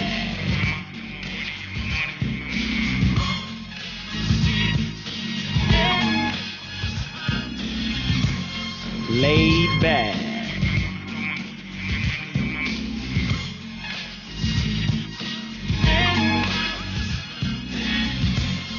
Biatch.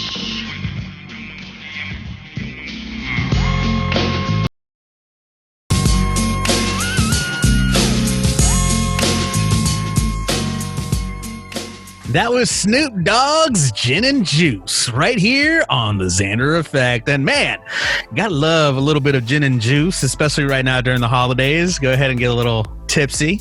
You know, you know, Lonnie, you know what I'm talking about, right? Oh yeah, I'm turning up tomorrow. I've got 2 bottles. Yeah. What are you gonna be drinking? Pinot Noir. I have 2 bottles of red. My mom likes her white wine. Oh, you're a classy drinker. Yeah, we've got vodka downstairs too. Though it might get a little messy with some vodka, especially if we win again. Especially if we win again and we go 11-0. Don't mix the two. I won't. I was thinking about going and getting some tequila because a nice tequila shot with Mama would actually be a nice ending to the day. So I go when it comes to tequila, I do what you do with the whole ketchup thing. I'm like, That's why to me tequila is aptly named to kill ya, because it'll kill you right after that. So, but Jeremy, I know that you're on the straight and narrow, but I mean, how's what about your fiance Joni? Well, we picked up a couple of nice Pinot Noir and a couple of nice Chardonnays just to go with dinner for my stepfather, my brother, and Joni, so they can enjoy a glass of wine or two if they'd like. You know me, I'll be abstaining because I don't have bail money, and yeah, and I don't feel like picking you up. I mean, I really don't want to do that. That's cool, though. That's cool. You know, it's speaking of, I mean, we're going to quick side note here. Your fiance is a weirdo. Okay, she went ahead and she sent me. Polite. That's polite. No, well, I mean, Fiance is a weirdo. Well, I'm practically family, so I'm allowed. Well, yeah, and he's taking his life in his own hands because he knows I'm going to tell her he said that. So, well, good luck, buddy. Hold on. She sent me. Oh, yes, okay. I know. I know. I know. Why? Okay, so we have some weird news here, and I wanted to bring this up actually at the beginning. I forgot until right now. We're gonna jump into this one real quick. And Lonnie, I being the only female on the show, I'm gonna have to get your opinion. I'm sorry. Yeah. So Joni has found a friend of hers sent her a link to this thing, and it is not a sexual toy. Okay. It is a actual electronic device for Kegels for women. Okay. And what you do is you place it inside of you, and there are sensors on it, and it connects to an app on your phone. And it's a video game and whatever, where almost like Angry Birds, where you control your avatar character by clenching and unclenching and doing your Kegel exercises. Actually, that's pretty creative. It's a very creative idea. It's rather odd. When she first showed me the thing, I was like, wait a minute, this is a sex toy that connects to your phone? You could really screw with somebody here.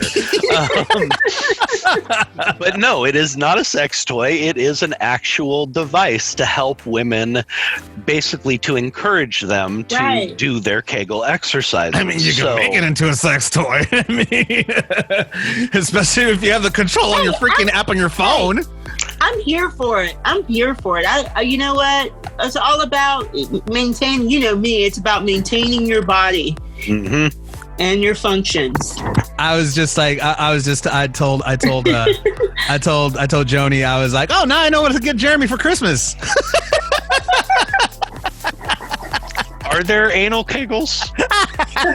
Oh my goodness! Well, I mean, I can't do anything else. I mean, what would it be for me for? Anal Kegels. What else would I be able to use it for? So, I mean, is that even a thing? Dear God. That's terrible. You know, it just kind of reminds me too. Anal Kegels. Wow. I'm sorry.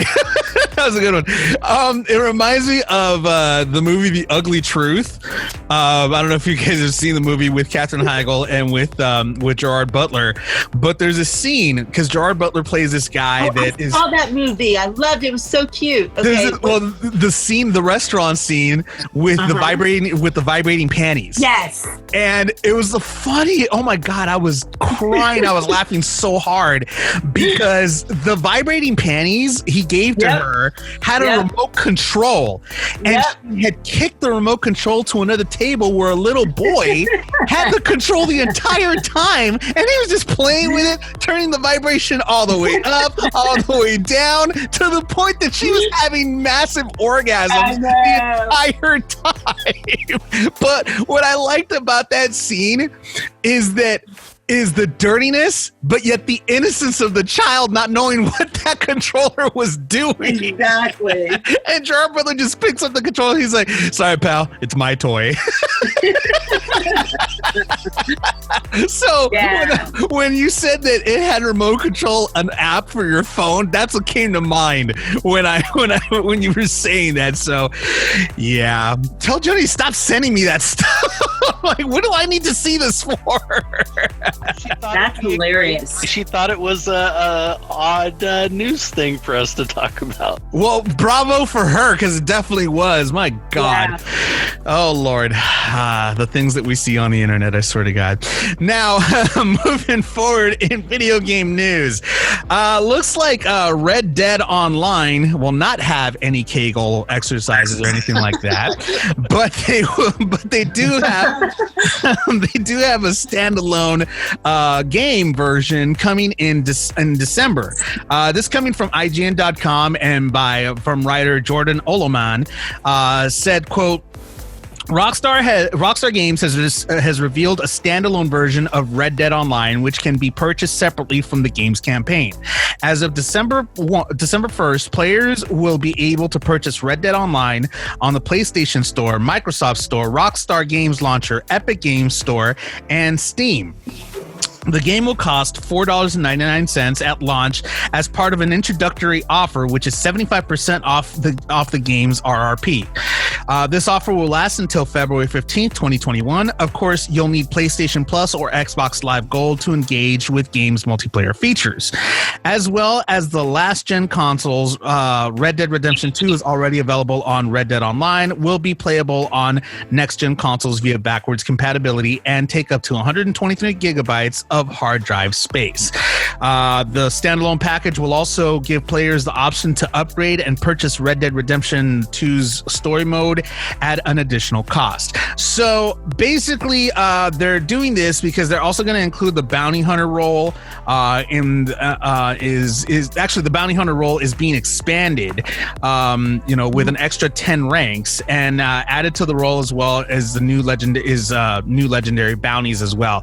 I believe that Rockstar is trying. See, the thing is that irritates me is that both Grand Theft Auto and Red Dead Redemption 2, they're part of Rockstar, but they're separate teams. There's like different teams of developers for each game. And you can tell because each game is very different from one another. Of course, there's a lot of similarities in which in multiplayer, you could kill each other and pretty much grief a lot of other players, but they're still very different with one another, the gameplay and everything.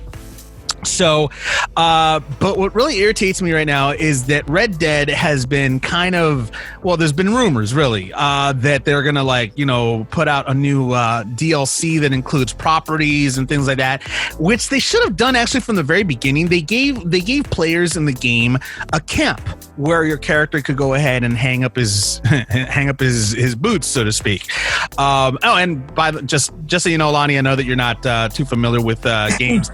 Red Dead Redemption is a cowboy game. It takes place in the Old West. Oh, neat. So yeah, it's a really cool cowboy Old West game where you play an outlaw pretty much.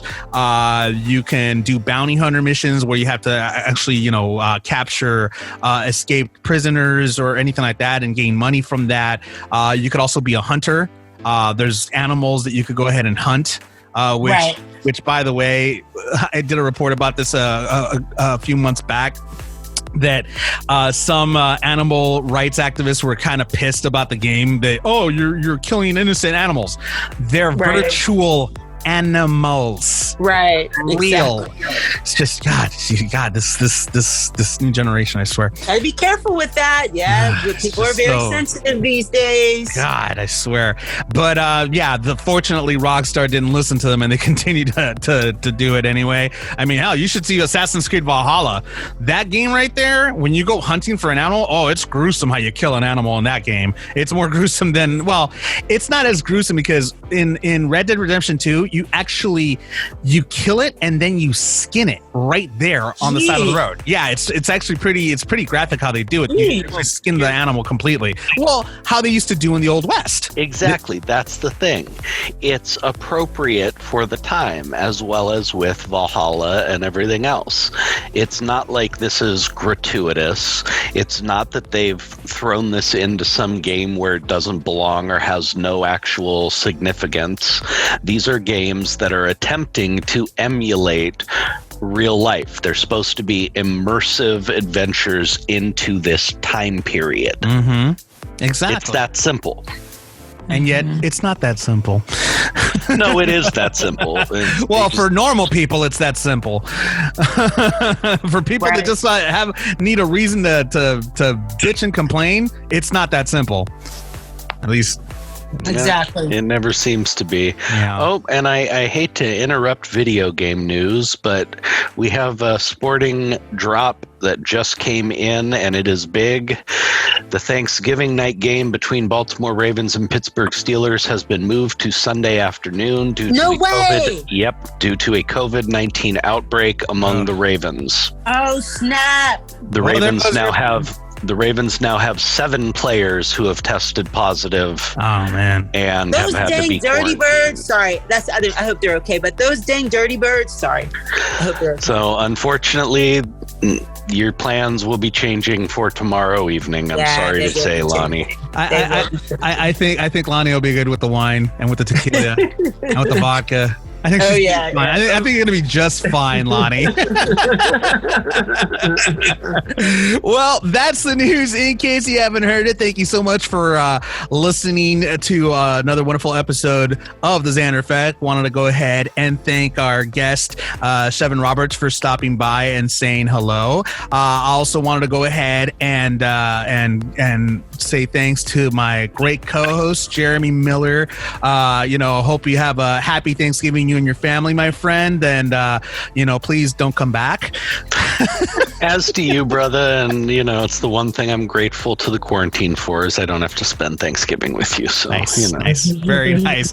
And also to our wonderful co-hostess, Miss Lonnie Rivera. I wish you and your family as well a wonderful Thanksgiving. I hope you spend it very well, even though your Steelers have their game has been canceled. But I'm sure you'll have a wonderful Thanksgiving. I hope you do. Yeah, thank you so much. Happy Thanksgiving to both of you. Thank you so much. Eat lots of turkey and take long naps. Most definitely. And for the rest of you out there, I hope you all have a wonderful Thanksgiving. Please stay safe. We are still in a pandemic. Unfortunately, if you have to visit your loved ones, try to go ahead and maintain social distancing for their safety and for yours as well. Remember to wear your masks at all times with people that you don't normally, you don't normally hang out with or anything like that. Remember to wear your gloves if you got them, goggles if you got them, and remember, music always heals all. We'll see you next time. Yo, yeah.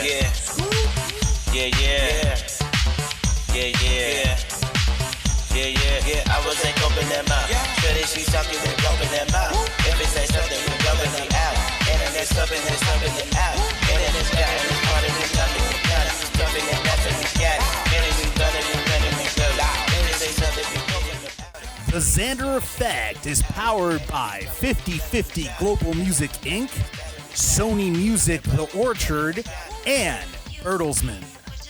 In association with Art 19 Media.